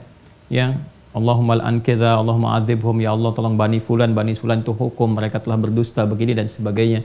Ya, ada riwayat menyebutkan di beberapa kesempatan sholat, ada yang menyebutkan ketika terjadi dalam sholat subuh, ada yang menyebutkan riwayatnya ketika akan ruku, ya kan? Ada yang menyebutkan ketika bangkit dari ruku dan sebagainya. Berlangsung itu. Sampai Allah menurunkan Quran surah ketiga Ali Imran ayat 128. Ya. Laisa laka minal amri syai'un aw yatuba 'alaihim aw yu'adzibahum fa innahum zalimun. Ya, Muhammad sallallahu alaihi wasallam ya hak untuk menghukum itu atau menetapkan sesuatu itu hak prerogatif Allah Subhanahu wa taala. Ya, kemudian Allah meluruskan, membenarkan apa yang dirasakan Nabi, lalu mengarahkan kepada jalan yang paling ideal, yang paling pokok. Ya kan? Maka boleh jadi orang-orang ini punya kesempatan, karena kan di fase awal dakwah, Allah membimbing Rasulullah di fase awal dakwah itu ya untuk memunculkan sifat rahmatnya, melatih dengan situasi-situasi supaya muncul sifat rahmatnya. Ya boleh jadi orang-orang ini ke depan ya bisa jadi lebih baik, bisa mendapatkan hidayah karena ketidaktahuan dan sebagainya. Maka ini muncul ya suatu jalan yang diberikan oleh Allah, penguatan kepada Rasulullah SAW, membenarkan apa yang dirasakan Nabi dan mengarahkan kepada jalan terbaik ya untuk doa-doa yang terbaik bagi umatnya, sehingga yang ini pun masih punya kesempatan ya boleh jadi bisa bertobat, bisa lebih baik dan sebagainya. Sedangkan yang wafat mendapatkan status syuhada, status kemuliaan. Ya, maka apa yang terjadi setelah turun itu? Nabi mengalihkan, kemudian mengajarkan doa kepada Al Hasan dan Ibnu Umar radhiyallahu taala anhuma. Apa doanya? Allahumma hdini fi man hadait, wa afini fi man afait, wa tawallani fi man tawallait, wa barik li fi ma atait, wa qini syarra ma qadait, dan seterusnya. Ya kan? Nah, jadi ketika itu diturunkan kemudian mengajarkan, nah ada beberapa riwayat. Satu mengatakan Nabi tidak mempraktekkan itu kembali, selesai. Jelas ya, sampai di situ. Jadi dalam kesempatan salat-salatnya termasuk subuhnya tidak mengerjakan kembali. Ada beberapa menyebutkan seperti Ibnu Umar, ya Nabi masih praktekkan gitu kan, kadang-kadang dipraktekkan. Ada riwayat ini. Yang lain mengatakan, yang ini kan wajar, tadi saya katakan di awal. Nabi kan nggak sholat di satu tempat, ya kan? Karena ada keperluan sholat ke sini, karena ada keperluan sholat di sini. Boleh jadi di satu tempat di sini Nabi tidak melakukannya, tempat lain misalnya Nabi pernah mengerjakannya. Tapi semua sepakat bahwa doa ini diajarkan. Ya dalilnya ada, lalu dicontohkan, walaupun contohnya bisa sifatnya sementara. Akhirnya apa? Ulama ada yang membaca. Gimana cara membacanya? Yang pertama, karena Nabi sudah mengajarkan dan juga diturunkan hadis itu atau bacaannya kepada sahabatnya pada saat itu, dan prakteknya itu dipraktekkan oleh sahabat dan Nabi tidak melarangnya. Ibnu Umar mempraktekkan sampai hayatnya, tidak dilarang oleh Rasulullah SAW. Nabi meninggal duluan tentunya, ya, tapi sampai sepeninggal Nabi tidak pernah melarang Ibnu Umar mempraktekkan itu, ya kan? Artinya kan boleh. Jelas ya? Kan dalilnya juga ada. Contohnya sementara sifatnya. Bahkan Ibnu Umar mengatakan kadang Nabi mempraktekkan. Kemudian apa yang terjadi selanjutnya? Nabi karena tidak lagi mempraktekkan ini, ada riwayat lain Nabi tidak mempraktekkan, maka ada yang memilih sudah, mesti gak usah dipraktekkan. Seperti Abu Hanifah memilih tidak kunut. Karena apa dalilnya? Sederhana. Saat itu Nabi kemudian kunut, setelah turun ayat gak kunut lagi. Berarti kata beliau kesimpulannya udah gak usah pakai kunut. Ya kan? Yang melihat bahwa itu diizinkan oleh Rasulullah, diajarkan doanya, bahkan dipraktekkan, dan Nabi membiarkan itu, ini menunjukkan kebolehan. Dan kalau diajarkan oleh Nabi berarti ada nilai-nilai kebaikan, maka dipraktekkan. Siapa yang ambil praktek itu? Imam Malik misalnya. Imam Malik itu beliau kunut dan mempraktekkan kunut. Dan Imam Malik itu imam ahli Madinah. Ya, tinggal tumbuh di Madinah sampai wafat di Madinah. Ya, lahir tahun 93 Hijrah, wafat 179 Hijrah. Ya, dan kakeknya Imam Malik itu namanya Malik juga. Ya, jadi Malik bin Anas bin Malik. Malik itu punya bapak namanya Anas, punya kakek namanya Malik. Malik ini kakeknya Imam Malik, kakeknya namanya Malik lagi, itu kibar tabi'in. Tabi'in yang sangat populer juga, yang membawa jenazahnya Utsman bin Affan saat akan meninggal. Itu kan ada 4 yang angkat, salah satunya kakeknya Imam Malik. Gitu ya. Nah, Imam Malik itu kunut. Kunutnya kapan? Kunutnya sebelum rukuk. Sebelum rukuk, mengambil riwayat yang sebelum rukuk, tapi sir, silent, enggak jahar. Makanya kalau di negara-negara yang praktikkan mazhab Maliki sesuai dengan jalur ini yang keragaman tadi, nah itu kunut nanti sebelum rukuk. Jadi setelah misalnya Allahus Samad lam yalid walam yulad walam yakul lahu kufuwan ahad, dia baca Al-Ikhlas dari qul huwallahu ahad sampai selesai, itu diam sejenak, itu sedang kunut sebelum rukuk. Biasanya Imam Malik. Imam Asy-Syafi'i memilih riwayat yang jahar. Setelah rukuk, i'tidal sami Allahu liman hamidah rabbana walakal hamd, selesai. Baru kemudian imamnya kalau berjamaah Allahumma hdina fiman hadait, kalau sendirian Allahumma hdini fiman hadait. Nah, Imam Ahmad memilih kasuistisnya. Ini kan kasusnya ketika ada satu kejadian. Umat Islam kemudian terdolimi pada saat itu, sulit untuk ditolong dalam keadaan tertentu, minta pertolongan kepada Allah dalam kebaikan-kebaikan. Maka karena kejadian itu aja, kemudian kunut. Setelah itu, ya, didapati Nabi nggak kunut. Kalaupun mengajarkan, ada mengajarkan. Ya, riwayat yang terbatas, mempraktekkan dan sebagainya. Maka Imam Ahmad menyimpulkan, diambil jalan tengah. Kalau ada kejadian tertentu saja, maka dipraktekkanlah kunut itu. Kejadian tertentu yang menuntut support doa disebut nazilah. Maka kunutnya dikenal dengan kunut nazilah. Jelas sampai sini ya? Nah, tapi semua persoalan kunut itu kembalinya ke sini. Ada dalil, ada contoh. Contohnya sifatnya sementara. Jadi kalau masih yang seperti ini, masih boleh dilakukan. Karena patokannya masih ada. Dalil ada, contoh ada. Walaupun sifatnya sementara. Ya, jadi kalau ada yang melakukan kunut, itu sah, boleh dilakukan. Dalilnya ada. Ya, contohnya ada, walaupun sementara. Karena kaidah mengatakan dalil, kalaupun contoh sementara, boleh dilakukan. Jelas ya? Nah, kalaupun ada yang tidak kunut, boleh juga. Karena sifatnya kan tidak mengikat. Jelas ya? Ya, sifatnya tidak mengikat. Jadi, kalaupun ada yang nazilah silahkan, tidak kunut silahkan, kunut silahkan. Yang salah, yang tidak sholat subuh. Ya, jadi jangan sampai nanti menyebut bahwa apa yang dikerjakan orang-orang ini misalnya, wah ini menyimpang dari ketentuan petunjuk Nabi. Ya kan? Ketentuan petunjuk Nabi itu yang diikuti, ini kan tadi saya kerangkan. Ini Quran, penjelasannya hadis. Kalau sudah jadi pedoman diikuti, maka hadis ini nanti terminologinya berubah menjadi sunnah. Kan? Ya, mengikuti petunjuk Nabi Sallallahu Alaihi Wasallam. Jadi sudah jadi pedoman kehidupan, kita ikuti, jadi sunnah. Jelas ya? Pelan-pelan. Sudah? Keluar dari sini disebut bid'ah namanya. Lawannya bid'ah. Mengerjakan sesuatu yang sama sekali tidak berdasar kepada ini pedoman yang dipraktekkan atau ditunjukkan oleh Rasulullah Sallallahu Alaihi Wasallam. Nah, ini masih ada dalilnya. Ini ada dalil, ada contohnya, berarti masih oke. Ini nggak ada masalah di sini. Ya, yang ini, nah ini yang jadi kadang-kadang jadi persoalan. Ya, ini ada dalilnya ada, contohnya ada. Ini dalilnya masih ada, masih kuat. Contoh sifatnya sementara. Kalau ada ini masih masuk kategori di sini. Ya, jadi tidak masuk dalam kategori bid'ah. Jadi jangan pernah katakan misalnya orang yang kunut itu bid'ah, ya, atau yang kunut menyebut kepada yang tidak kunut misalnya, ini kurang sunnah dan seterusnya. Nggak perlu, ya nggak perlu. Silahkan memilih mau kunut silahkan, tidak silahkan. Lalu bagaimana Ustadz tentang hadis yang di An-Nasai, ada sahabat yang ketika diinformasikan tentang kunut mengatakan bid'ah. Nah, sampai tuntas belajarnya. Sampai tuntas, saya pernah jawab itu saat saya dulu ya nggak apa-apa lah gitu kan, ya menerima pandangan-pandangan tertentu, saya jawab pakai buku. Setelah saya tulis buku diam semua gitu kan. Salah satunya saya jawab tentang itu, salah satunya ya di An-Nasai itu ada yang hadis yang menerangkan bahwa ketika dikonfirmasi sahabat tentang kunut yang mengatakan itu bid'ah. Lihat dulu tipikal hadis itu, kalau kita ngaji hadis tuntaskan. Sahabat-sahabat itu kan tadi saya katakan ya, mereka menyertai Nabi dalam aktivitas yang sesuai dengan keadaannya. Kan Nabi tidak menetap di satu tempat sepenuhnya. ya kan? Dari Mekah hijrah ke Yathrib di Madinah. Madinah kan nggak semuanya utuh di Madinah juga, ya, karena ada keperluan ke Badar, ke Uhud, ke Kuba, kemana? Nggak semua sahabat menyertai ke situ. Ya, apakah ketika Nabi ke Kuba semua ke Kuba, Madinah kosong? Ya, semua ke Badar, semua ke Badar. Ini kosong, tidak begitu kan? Ada yang ikut ke sini. Kan kasusnya juga masih ingat kan yang kiblaten itu? Kasusnya kan apa yang terjadi ketika Nabi sedang dijamu, kan makan siang, tiba-tiba turun ayat kan? Jawaban dari doa Nabi sallallahu alaihi wasallam yang menunggu supaya kiblat itu terarah ke Ka'bah sampai turunnya Quran surah kedua Al-Baqarah ayat 144. Qad nara taqalluba wajhika fis sama falanwalliyannaka qiblatan tardaha fawalli wajhaka syatral Masjidil Haram. Itu ketika turun Nabi sedang bukan berada di Madinah. Ya, kalau sekarang itu masuk wilayah Madinah luas. Kalau dulu kan terbatasnya di dekat Masjid Nabawi saja. Ya, sedang di luar. Yang menerima info ini sholat dengan Nabi. Begitu Nabi sholat, ya, ada riwayat menyebutkan sholat zuhur, ya kan? Di pertengahannya kemudian Nabi berputar 180 derajat mengarahnya ke arah mana? Ke arah Masjidil Haram. Jamaah pun ikut berputar, ya. Begitu pulang ke Madinah viral ini. Tadi turun ayat katanya kan? Ya, turun ayat begini, kita sudah pindah kiblat. Yang di sini sudah sholatnya masih menghadap ke Masjidil Aqsa. Bertanya-tanya mereka gimana status sholat kami. Nah, ini menunjukkan bahwa ada sesuatu yang setiap peristiwa itu nggak semua mengalami. Nah, maka ketika ini bertanya turun yang 143 itu.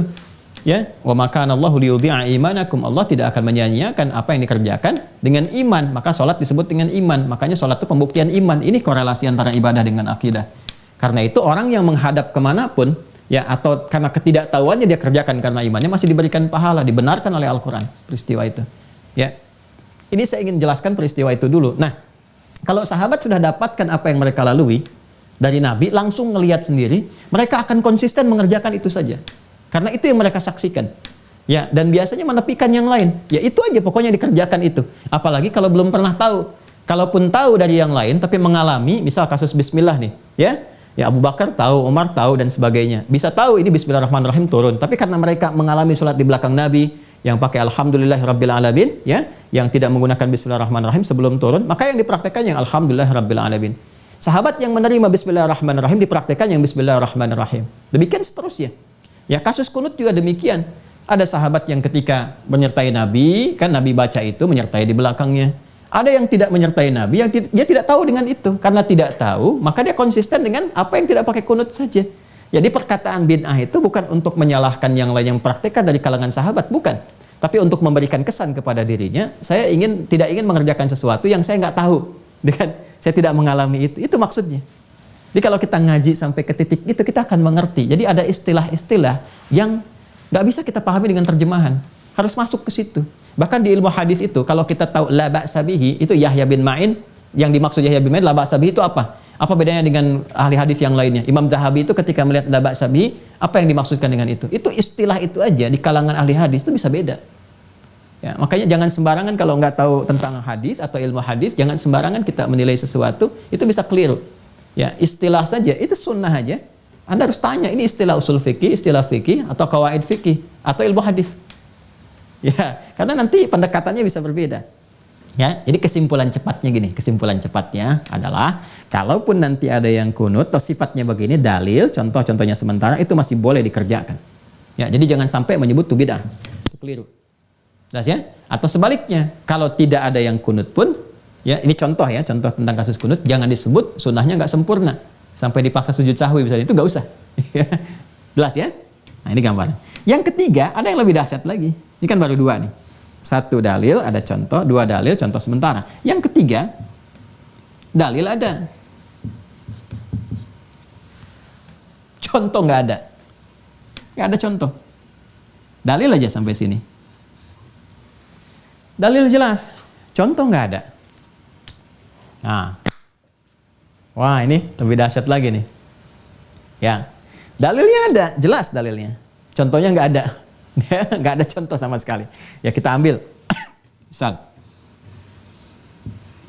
Saya memberikan satu keadaan ya. Nabi SAW itu sedang berkumpul dengan pasukan militer. Ya, biasalah Nabi dekat ke berbagai kalangan. Ini contoh juga pemimpin dekat. Ya, ke militer, ke sipil, kemana-mana, belusukan, macam-macam dan sebagainya. Sudah ada fikihnya sendiri di Islam. Kumpul dengan Khalid bin Walid. Khalid itu panglima perang yang sangat luar biasa, hebat. Ada kurang lebih sekitar 38 panglima dalam Islam. Dan kualitas satu panglimanya itu bisa menaklukkan Persia dan Romawi. Dahsyat sekali.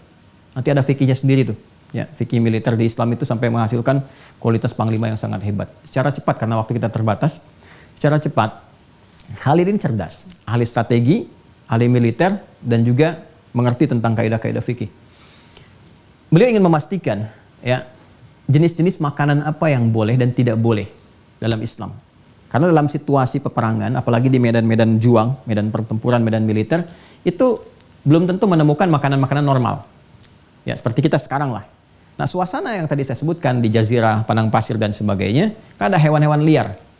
Ya, seperti dob misalnya. Dob itu seperti biawak tapi bukan biawak ya, yang ada di gurun itu. Ya, dan seterusnya. Nah, itu pernah kemudian oleh beliau ya dimasak gitu, dihidangkan di hadapan Nabi untuk dikonfirmasi kebolehannya gitu. Ya, yang paling menarik apa? Nabi nggak makan. Nabi nggak makan. Nah, Khalid mengetes, pengen tahu dilarang nggak oleh Rasulullah SAW. Dilarang nggak? Jadi begitu dimakan, Nabi mendiamkan. Nah, diamnya Nabi saat sahabat mengerjakan sesuatu terkait dengan urusan tadi untuk menentukan hukum, itu disebut takrir namanya. Takrir. Dalam ilmu tasyri' al-Islami, ya itu disebut dengan takrirnya Nabi. Takrir, ketetapan Rasulullah SAW. Dan ini menjadi dalil, takdir itu dalil kebolehannya.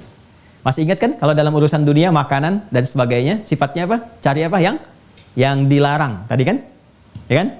Cari yang dilarang. Jadi kalau kita terkait dengan urusan dunia ya dan sebagainya, penggunaan dan sebagainya, apalagi makanan dan seterusnya, yaitu yang dilarangnya apa? Kalau nggak dilarang, sepanjang nggak dilarang berarti boleh, ya kan? Ini takdirnya Nabi. Jadi ketika Khalid makan dob itu, Nabi nggak larang, Nabi diamkan. Tapi Nabi nggak contohkan. Nabi makan tidak. Ya. Kenapa? Ternyata urusannya selera saja. Selera. Nabi nggak selera. Ya, selama ada di situ ada kambing, ada macam-macam, ya Nabi mengarahkan kepada itu. Ya, sedangkan dhab ini alternatif dalam suasana seperti yang dirasakan Khalid. Nah, Khalid itu punya kebutuhan. Khalid bin Walid radhiyallahu ta'ala anhu itu punya kebutuhan. Harus mengonfirmasi. Nanti kalau dalam medan juang, kan orang dalam medan juang itu, dalam medan juang, belum tentu bisa menemukan kambing, apalagi yang kambing guling, kambing oven, dengan kambing koprol. Enggak, belum tentu ketemu. Yang seperti itu. Ya, ayam, mau ayam bakar, ayam lepas, ayam tangkap, ayam macam-macam, belum tentu ketemu. Nanti kalau ada yang menemukan hewan-hewan liar dan sebagainya, bagaimana hukumnya? Ya, maka ini yang disebutkan namanya dalilnya ada, takrir lewat takrir ketetapan Nabi Sallallahu Alaihi Wasallam. Tapi apa? Tapi contohnya nggak ada. Jadi jangan katakan bahwa setiap yang nggak ada contoh itu nggak boleh. Cek dulu dalilnya ada nggak? Karena standar terkecil itu dalil. Nanti terapannya banyak. Nanti kita bisa turunkan. Ya, kita bisa turunkan. Jadi kalau sepanjang dalilnya ada, Nabi pernah memberikan arahan, ya. Nah, kalau Nabi nggak praktekkan atau nggak kerjakan tertentu itu nanti ada hikmah. Hikmahnya banyak. Seperti tadi masalah selera, ya kan? Nah, contoh Nabi misalnya kenapa ketika sholat tarawih kita nggak dapati Nabi lebih dari 11. Bukan berarti lewat 11 itu bid'ah. Awas. Atau misalnya Nabi sholat berjamaahnya cuma 3 malam. Ya, bukan berarti setelah 3 malam, 30 malam dilarang sholat tarawih Ramadan. Tidak. Awas, hati-hati. Jadi bukan setiap yang nggak dicontohkan itu nggak boleh. Jadi keliru kalau ada yang mengatakan begini misalnya, kurang lengkap ya. Keliru yang maksud kurang lengkap. Kalau ada yang mengatakan nggak ada contohnya dari Nabi, bid'ah. Itu kalimatnya kurang lengkap. Karena nggak semua yang nggak dicontohkan Nabi itu terlarang sepanjang ada isyarat dalilnya. Ya. Nah, ini contoh dalam selera makanan. Nanti contoh dalam persoalan sholat ada juga. Seperti tadi saya sebutkan tarawih. Tarawih kita sekarang itu kan, ya. Pertama, berapa lamanya kalau berjamaah? Berjamaah kan rata-rata kalau di masjid kita kerjakan selama 30 malam, kurang lebih kan 29 atau 30 kita kerjakan. Berjamaah tuh. Kalau ngelihat contohnya Nabi, cuma 3 malam. Malam pertama jamaah banyak, kedua makin banyak, ketiga lebih banyak lagi, keempatnya Nabi nggak ke masjid lagi. Ya, orang-orang bingung, subuh-subuh setelah subuh Nabi sampaikan, aku tahu, ya, kalian merasakan mencari-cari semalam dan sebagainya. Ya, namun Allah itu kan, maha pencemburu, ya, maha merasakan, maha meliputi, maha yang kuat memberikan pahala. Aku khawatir karena banyaknya hamba itu, ya, yang ingin beribadah berjamaah, menjadikan tarawih nanti jadi beban untuk kalian karena wajib untuk berjamaah. Nah, maka Nabi berikan contoh 3 hari itu, ya kan? Nah, yang 3 itu bukan berarti Anda ingin katakan bahwa harusnya tarawih 3 malam aja berjamaahnya, selanjutnya 3. Tidak, ya. Nah, jadi bukan berarti kalau nggak dikerjakan contohnya ke sana nggak ada contoh misalnya terlarang, tidak demikian juga. Harus lihat dalilnya ada. Itu masuk juga kategori ke sini contoh sementara. Ya, yang paling dahsyat nanti dalil untuk tarawih misalnya 23, masa itu mau Umar perbuatan kalau Nabi 11. Nah, itu kurang paham fikih. Kurang paham fikih. Ya, nanti ada dalilnya. Dalil umumnya apa? Ya, kalau kita ingin lihat misalnya tentang hadis riwayat yang tarawih itu, salatul laili mathna mathna. Wa idza khasyiya ahadakumul fajra falyutir rak'atan wahidah. Ini dalil dasarnya. Ketika Nabi mengajarkan kepada Ibnu Umar radhiyallahu taala anhuma. Ya, kata Nabi salatul laili mathna mathna, di hadis Muslim loh. Ya. Salat malam itu kalau Anda kerjakan itu paling minimal 2. Wa idza khasyiya ahadakumul fajra falyutir rak'atan wahidah. Kalau khawatir dengan mengerjakan ini terus sampai tiba fajar, cepat witir 1 rakaat. Bisa kebayang nggak berapa jumlah rakaat yang Nabi berikan? Dari 2 sampai fajar.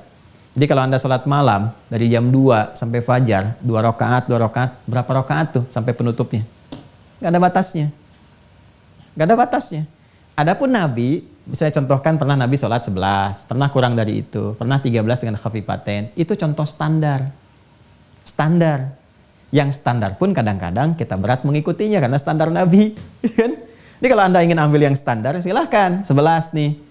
Ya, 11 itu 1 rakaatnya 5 juz, ya kan? 5 juz sampai berapa halaman tuh? Bisa sampai 5 juz 10 halaman, ya kan? Ya kalau Anda tuntaskan selesai 1 rakaat, teman panjang kan? Ya panjang. Begitu di masa Umar bin Khattab yang tadinya 11 rakaat kan masa Nabi, cuman panjangnya luar biasa sampai khatam 30 juz loh. Bisa 30 juz. Rakaat pertama sekian juz sampai selesai. Ya. Bisa hatam gitu, bisa hatam. Ya, atau minimal walaupun tidak hatam panjang bacaannya. Nah, maka oleh Umar itu kan jenius. Oleh Umar dipecah, gimana caranya supaya durasi bacaannya sama seperti Nabi. Ya, karena sifat yang paling berkah itu bacaan Qur'annya, kan Ramadan itu syahrul Qur'an, bukan jumlah rakaatnya, tapi bacaan Qur'annya. Ya, karena yang ada pada nilai pahala itu lebih banyak di bacaan dibandingkan di gerakan.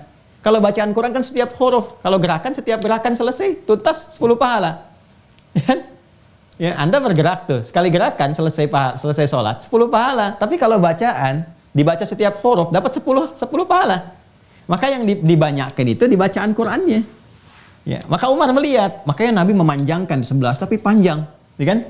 Maka apa yang dilakukan? Di masa-masa Umar, kan nggak sama kualitas umatnya dengan masa-masa Rasulullah. Ya, di masa Rasulullah kan di belakangnya Abu Bakar, Umar, Utsman, Ali. Umar kan di masa Umar, makmumnya udah makin banyak lagi, udah melebar luas. Ya nggak kuat, begitu 1 rakaat panjang seperti Nabi, lihat ke belakang udah mulai berkurang safnya. Terjadi kemajuan dalam kuantitas saf. Safnya maju ke depan. Safnya maju, makin banyak yang pergi kan. Nah dari sini akhirnya apa yang terjadi? Oleh Umar dibagi 2. 1 dibagi 2 rakaat lagi, 1 kan. Nah ini dikurangi nih. Rakaatnya ditambah, tapi bacaannya yang panjang tadi dibagi 2, jadi seakan-akan lebih ringan bacaannya. Rakaatnya jadi banyak. Itu asalnya.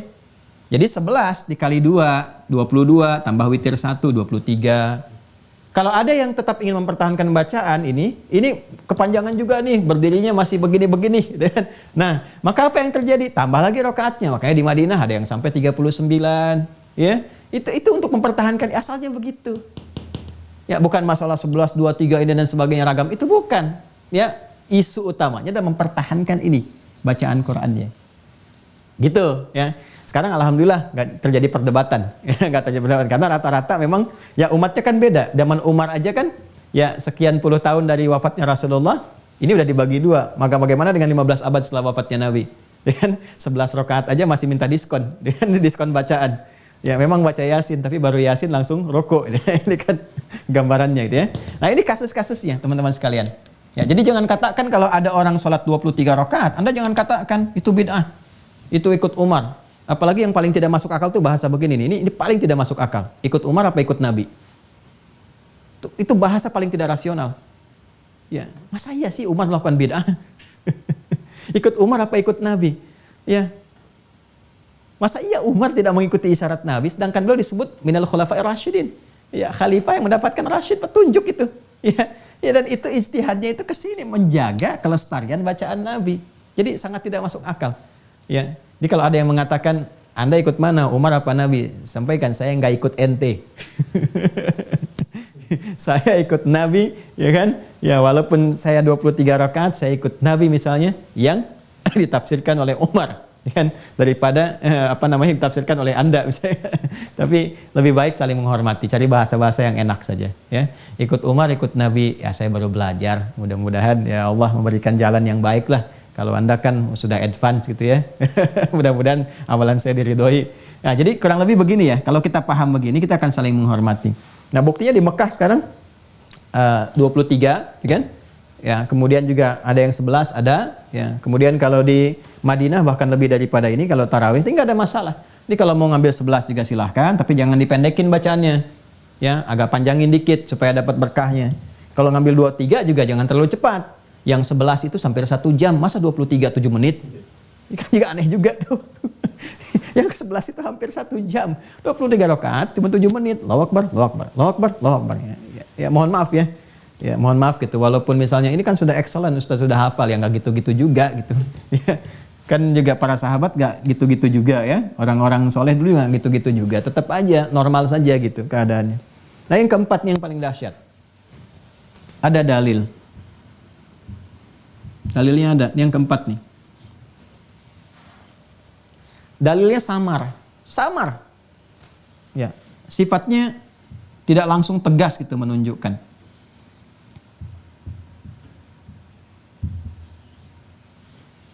Contoh nggak ada. Nggak ada contoh.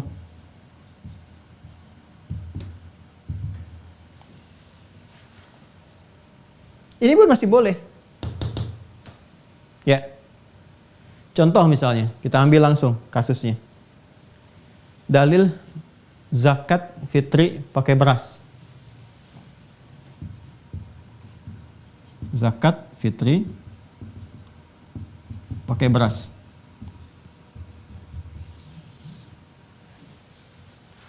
Fitri ke hukum asal. Zakatul fitri bahasa hadisnya zakat fitri. Kalau mengambil fitrah itu ke makna. Ya. Kalau mengambil ke makna, ke akhlak itu fitrah. Tapi kalau mengambil ke hukum asal, ya ke hukum asal, ke fikihnya menggunakan fitri. Nanti saya terangkan saat masuk ke zakat nanti ya. Saya lebih cenderung menggunakan kata fitri karena ini menunjuk kepada hukum asalnya dan dikeluarkan dalam bentuk apa. Ini.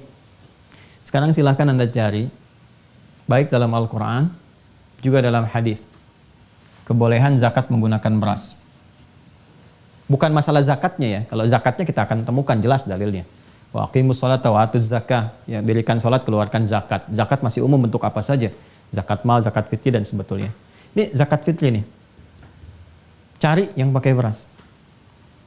Anda nggak akan temukan contohnya. Sedangkan ini sifatnya mengikat.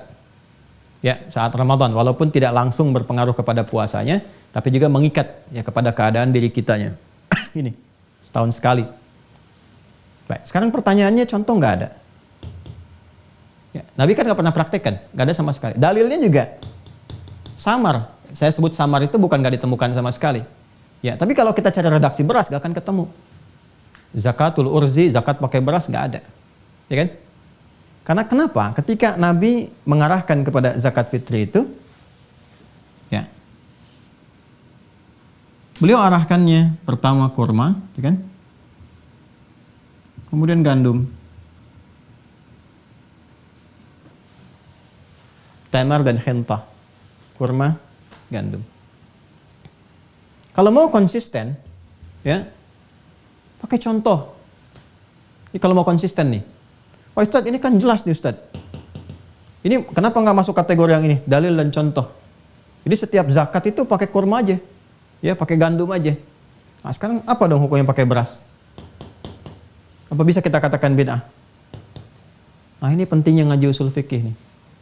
Jadi kalau kita nggak pelajari usul fikih, dasar-dasar fikih, nanti terapannya di kawaid-kawaid fikih atau kaidah fikih, ini bisa salah keliru nih, salah tafsir nih.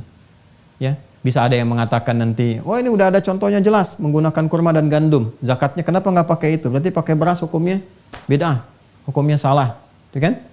Atau kadang-kadang nggak konsisten juga dalam menerapkan ini konsepsinya. Ya, ini nggak ditemukan dalilnya kenapa pakai itu. Nah, ini kembali nih. Maka kalau kita ingin melihat kepada konsepsi seperti ini, kembalikan kepada pokok asal. Nanti kalau di kaidah usul fikih itu kita akan temukan di antara kaidah-kaidahnya untuk menunjukkan bahwa Ad-dinu itu yusrun. Ya. Prinsip dalam agama itu memudahkan, bukan menyulitkan. Ya, dalilnya apa? Kita ambil misalnya di Quran surah kedua Al-Baqarah ayat 185. Ya, yuridullahu bikumul yusra wala yuridu bikumul usra. Allah menginginkan kalian itu mendapatkan kemudahan dalam beragama itu. Jangan sampai ada kesulitan dalam mengerjakannya. Walaupun ini pedoman berkehidupan, dipraktikkan, ditunjukkan, tapi memberikan dampak kemudahan supaya mudah untuk dijalani. Apalagi di Al-Insyirah, ya inna ma'al usri yusra, inna ma'al usri yusra. Selalu harus ada kemudahan-kemudahan. Nah, sekarang kita lihat di sini. Untuk mendapatkan kurma itu mudah apa enggak? Tidak mudah. Ya, tidak mudah. Terus dilihat, kalau enggak mudah, kenapa kemudian Nabi mencontohkan kurma? Maka ulama melihat, oh ini kan sifat kurma dan gandum itu, kurma khususnya pada saat itu termasuk juga gandum, itu sifatnya makanan pokok bagi masyarakat setempat sampai hari ini. Makanan pokok.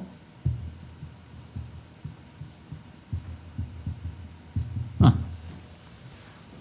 ini sifatnya makanan pokok. Ya.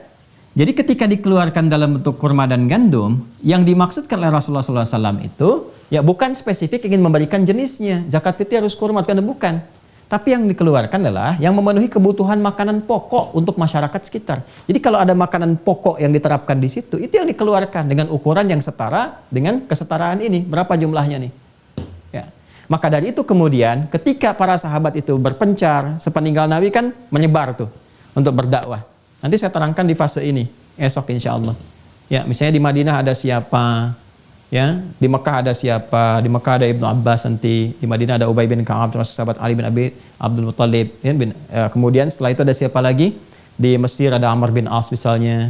Di Syam ada siapa? Abu Darda, ya, di Palestina ada Tamim Ad-Dari dan seterusnya. Itu begitu mereka menyebar, diterapkan ini. Ya.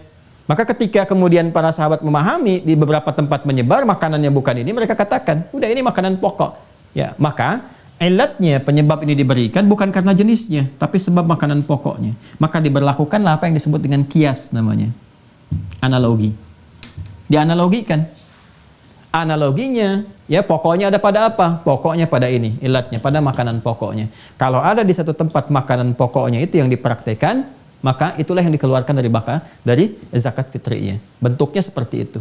Nah, karena makanan pokok kita itu adalah nasi dan sumbernya berasal dari beras, maka yang kita keluarkan adalah ini, beras. Nah, sama-sama makanan pokok. Sini asalnya. Ukurannya tinggal disesuaikan berapa kilo atau berapa liter yang kita keluarkan. Makanya setiap tahun kalaupun kita masuk misalnya bulan Ramadan di penghujungnya kita bisa mengeluarkan zakat fitri, dikeluarkan dalam bentuk makanan, ya, bahan pokoknya dikeluarkan yaitu beras. Ya, kalau mau kita utuhkan misalnya, ya diutuhkan sesuai dengan sifat kurmanya. Kalau sifat kurma dikeluarkan kan bisa langsung makan tuh, mudah, ya. Nah, ini bisa langsung disertakan juga misalnya kalau mau ditambahkan dalam bentuk sembakonya, turunannya maka bisa lebih baik. Nah, ini gambarannya. Jadi di sini ada bagian yang keempat, ya, ada dalilnya ada, cuman sifatnya samar, contoh spesifik gak ditemukan. Maka di sini nanti ada pendukungnya, metodologi yang digunakan untuk bisa mengetahui apa kira-kira yang diinginkan di balik dalil ini, cara membacanya bagaimana. Maka ulama kemudian di situ merumuskan, dipelajari. Itu bukan pelajaran sembarangan, dari ayat Quran dilihat, ya, sampai menemukan metodologi. Nanti yang pertama menemukan itu Al-Imam Asy-Syafi'i nanti, ya, dalam kaidah-kaidah dasar usul fikih. Walaupun ada yang menyebutkan juga Imam Abu Hanifah, tapi Imam Abu Hanifah nggak merumuskan, cuma pengajaran karena di zaman itu banyak mendapatkan kekuatan hafalan, mengajarkan terbatas sifatnya. Nanti baru di masa Imam Malik menuliskan kitab Al-Muwatta, nanti saya tunjukkan. Ada nanti di saya, ya, kita tunjukkan. Nah, kemudian Al-Imam Asy-Syafi'i nanti merumuskan Ar-Risalah dari tulis surat menyurat beliau, menyusun kemudian satu kaidah, kaidah usul fikih. Nah, di situ kemudian memberikan gambaran-gambaran. Nah, ingin saya tunjukkan bahwa ini nggak mudah konsepsi seperti ini. Dan kadang-kadang untuk menemukan hukum, itu para ulama dulu tuh sampai bolak-balik.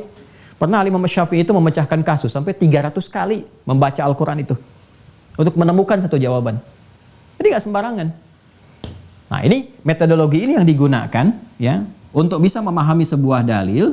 Sehingga dengan pakem ini kita mengetahui ini arahnya kemana, ini arahnya kemana, dalil ini kemana, ini peruntukannya apa, sampai yang ke sini.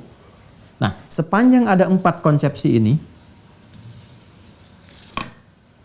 dalam rumusan ibadah sebagai referensi, maka ini boleh untuk dilakukan. Ya, bila semuanya ini sampai kepada kita lewat jalur sanad yang benar, terverifikasi dan disepakati oleh para ulama, ya kesepakatan ulama di setiap masa tentang itu disebut ijma' namanya.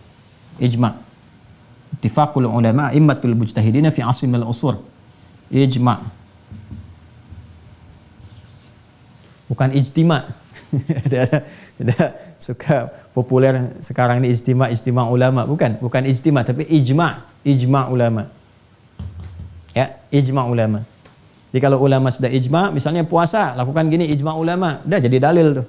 Sumber dalilnya dua, Al-Quran, Sunnah. Metodologi untuk menetapkannya pertama mengacu pada kesepakatan ulama dulu, keseluruhan ulama di setiap masa. Ini nggak mudah ini. Ya kalau sekarang menjadikan ijma itu, nggak mudah sekarang, mesti mengumpulkan setiap wilayah di setiap tempat itu, ya, sudah sepakat pada satu hukum tertentu. Ya, nah ini kalau dulu kan masih bisa dilakukan karena terbatas areanya. Sampai ke kita. Nah, kemudian metodologi yang selanjutnya tidak ada kias, ya, untuk bisa memberikan gambaran kepada kita bagaimana menjadikan sebuah hukum-hukum itu bisa diterapkan dalam keadaan-keadaan yang berbeda, tapi dengan prinsip yang sama. Ini yang menjadikan semua hukum Islam itu bisa berkesesuaian di setiap tempat dan waktu. Jadi nggak ada masalah dimanapun, dalam waktu apapun, yang nggak terjawab dalam Islam. Semua terjawab.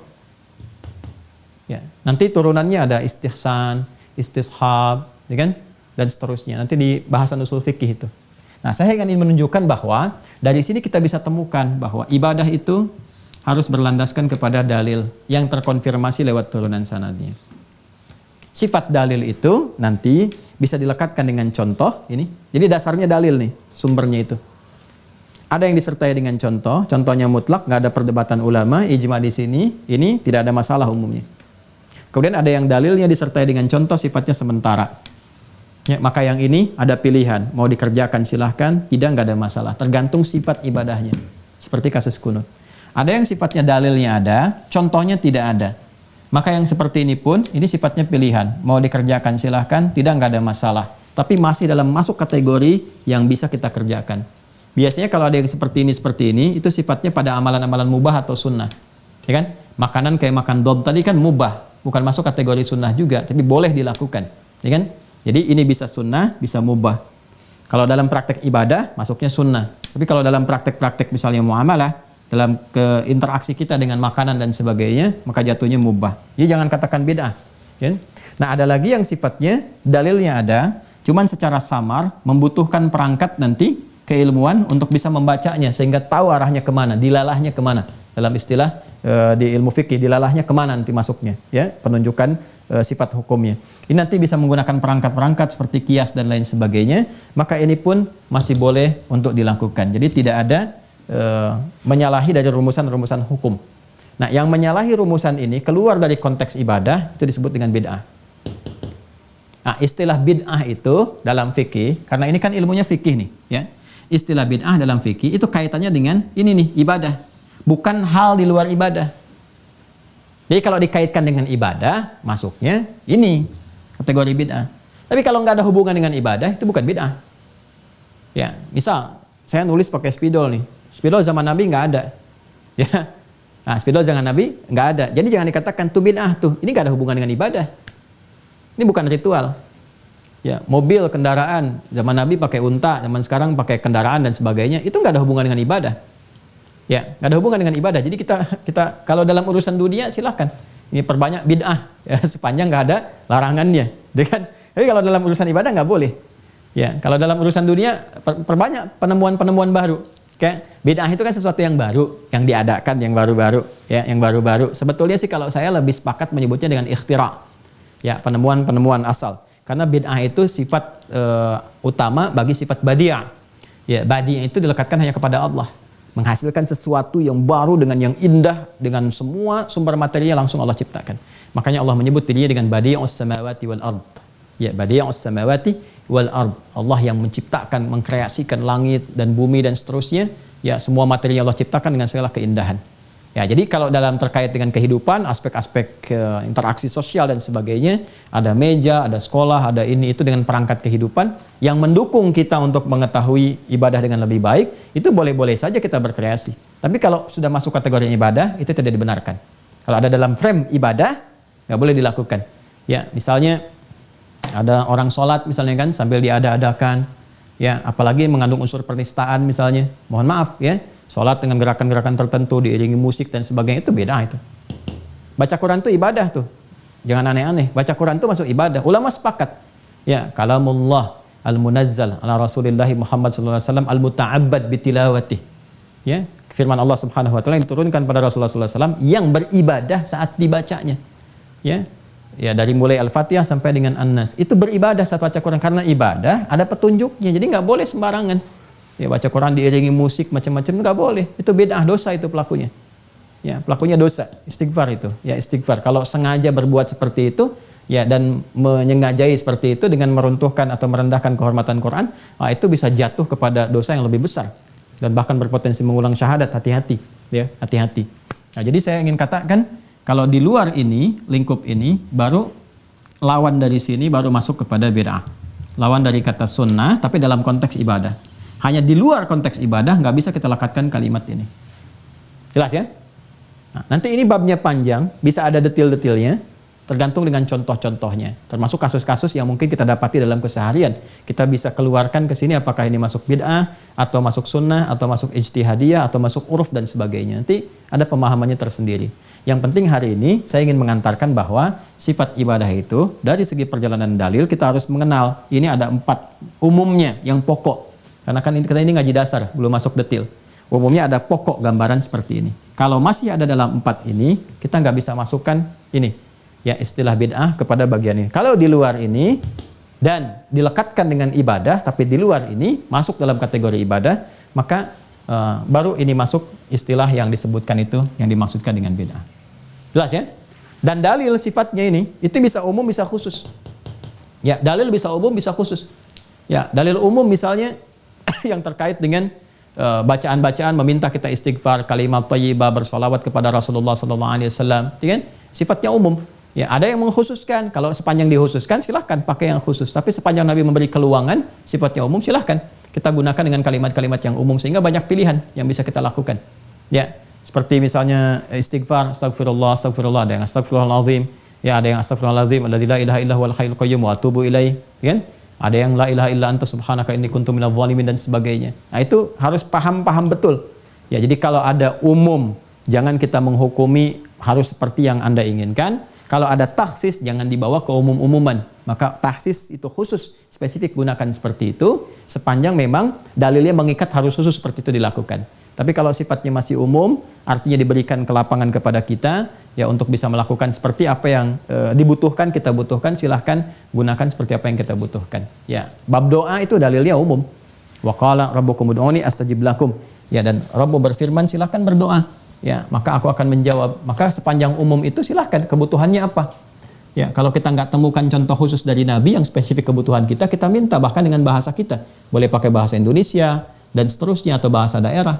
Tapi ketika bab doanya dibawa ke dalam sholat yang spesifik ada contoh dan sebagainya, maka kembalikan kepada dasar-dasar pemahamannya. Nah, ini gambaran yang kita bahas sebagai pengantar sifat-sifat dari referensi hukum yang dijelaskan oleh Rasulullah SAW kepada kita semua. Sekarang pertanyaannya, dari semua penjelasan Nabi yang pernah diajarkan, pedoman berkehidupan, dari Al-Quran, dari hadis, dan dengan 4 sifat utama ini, siapa yang menerima itu di masa Nabi? Dan dari yang menerima itu semua, siapa yang mengajarkan sampai ke kita? Sampai berwujud seperti sekarang. Sampai kita temukan nih ada mushaf misalnya. Ya? Dan ada buku-buku. Ya, ada karya misalnya Imam Malik nih Al-Muwatta. Ini karya Imam Malik. Kemudian ada kitab Al-Um yang dinisbatkan pada Imam Asy-Syafi'i. Ya? Kemudian ada kitab Al-Musnad yang dinisbatkan kepada Imam Ahmad bin Hanbal. Ya? Nah, ini juga ada riwayat-riwayat sejarahnya, kan? Seperti ini Imam Malik nih. Kemudian ini Imam Abu Hanifah, Imam Ahmad, Imam Syafi'i ada di perpustakaan di satu lagi. Nah, kemudian yang lain-lainnya sampai ke kita sekarang. Nah, bagaimana itu bisa berlanjut? Pertanyaan terbesarnya itu, kita itu menerima dari siapa? Kan nggak nyambung kepada Rasul. Tahu ini dari mana gitu? Ya, Anda bisa jawab sekarang tahu dari Ustadz Adi misalnya kan. Ustadz Adi dari mana tuh? Ya, sampai bisa menyampaikan itu semua. Nah, di Islam itu ada keistimewaan. bisa sampai kepada kita sekarang ada jalurnya. Nah, jalur itu yang sekarang kita harus temukan. Sampai nanti kita bisa menemukan kejelasan tentang istilah-istilah yang muncul sampai dengan kini. Ya, tentang madhab misalnya. Apa itu madhab? Apakah harus bermadhab? Ataukah Quran Sunnah? Itu kan sumbernya Quran Sunnah tuh. Ya, kita kembali pada Quran Sunnah, kepada Quran Hadis. Quran Hadis itu maksudnya ngaji sendiri, terus belajar hadis sendiri ke Nabi, kan? Sedangkan Nabinya sudah nggak ada. Atau bagaimana caranya? Ya, sedangkan kita temukan ada madhab-madhab, ada madhab Syafi'i, ada madhab Hambali, ada madhab Hanafi, ada madhab Maliki dan sebagainya. Apa itu madhab? Dan seterusnya. Nah, itu akan kita temukan di pengantar yang ketiga esok hari insya Allah. Jadi ini masih pengantar, masih muqaddimah nih. Ya, kita belum masuk terapan. Nanti kalau sudah terapan kan prakteknya ke ibadah. Ya, mulai ibadah yang pertama apa? Rukun Islam aja yang pokok. Setelah syahadat kan apa? Nanti baru masuk salat. Setelah kita paham ini, saya ingin kita mengerti akarnya dulu. Kalau ini sudah mengerti akarnya ini tentang cara berdalil bagaimana, kan tadi sudah diterangkan. Nanti siapa yang menyampaikan pada kita sudah paham. Nanti kalau sudah paham dasar itu, kalau saya menerangkan, oh ini bab sholat dari mulai kita berwudu sampai dengan salam.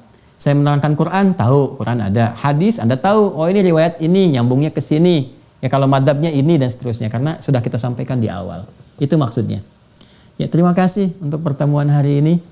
Semoga Allah berkahi. Tidak ada yang lain kecuali kita ingin mencari kebaikan-kebaikan dalam berislam, kemudian juga memperdalam keilmuan, meluaskan wawasan, dan saya selalu berpesan bahwa tingkatkan pengetahuan kita dengan juga mengurangi hal-hal yang negatif dalam kehidupan. Kita saling menghargai kalau ada hal-hal yang berada pada konsepsi keislaman, kemudian saudara-saudari kita memilih yang furu'iyat namanya. Furu' itu cabang-cabang yang memungkinkan ada alternatif untuk dipilih, baik dalam bacaan ataupun gerakan untuk kemudahan. Maka harus menghormati. Ya, cara menghormati itu bisa lahir bila kita mengetahui ilmunya. Maka ikhlaskan diri kita untuk belajar sehingga ada sifat-sifat kemuliaan dalam diri kita, bisa menerima kalau saudara-saudari kita memilih misalnya cara yang berbeda dengan kita sepanjang ada dalam frame yang sama, dalam manhaj yang sama. Boleh jadi itu mudah bagi teman-teman kita, sedangkan bagi kita mungkin kemudahan itu ada pada sisi yang lainnya. Tapi bila keluar dari jalur itu, kita pun bisa menerangkan dengan cara yang baik, cara yang mulia, yang sekiranya menghadirkan akhlak karimah. Itu yang selalu saya tekankan dalam kehidupan kita. Semoga dengan itu Allah meridhai apa yang kita lakukan, kemudian juga memberikan pemahaman-pemahaman yang utuh dari apa yang kita pelajari, menghindarkan dari segala hal yang keliru yang mungkin kita bisa dapati. Karena itu rajin-rajin memperluas wawasan, membaca dan saling melengkapi, yang dengan itu semoga sekali lagi ridha dan rahmat Allah diberikan pada kita semua. Terima kasih, semoga Allah ridhai, Allah rahmati dan menyayangi kita semua. Allahumma taqabbal minna innaka antas sami'ul alim wa tub 'alaina innaka antat tawwabur rahim. Allahumma rabbana atina fid dunya hasanah wa fil akhirati hasanah wa qina adzaban nar. Allahumma ij'alna min muhibbik wa muhibbi rasulikal mustafa sayyidina Muhammad sallallahu alaihi wasallam. Bi fadlika subhana rabbika rabbil izzati amma yasifun wa salamun alal mursalin wa akhiru da'wana subhanakallahumma wa bihamdika asyhadu an la ilaha illa anta nastaghfiruka wa natubu ilaik. Walhamdulillahi rabbil alamin. Assalamualaikum warahmatullahi wabarakatuh.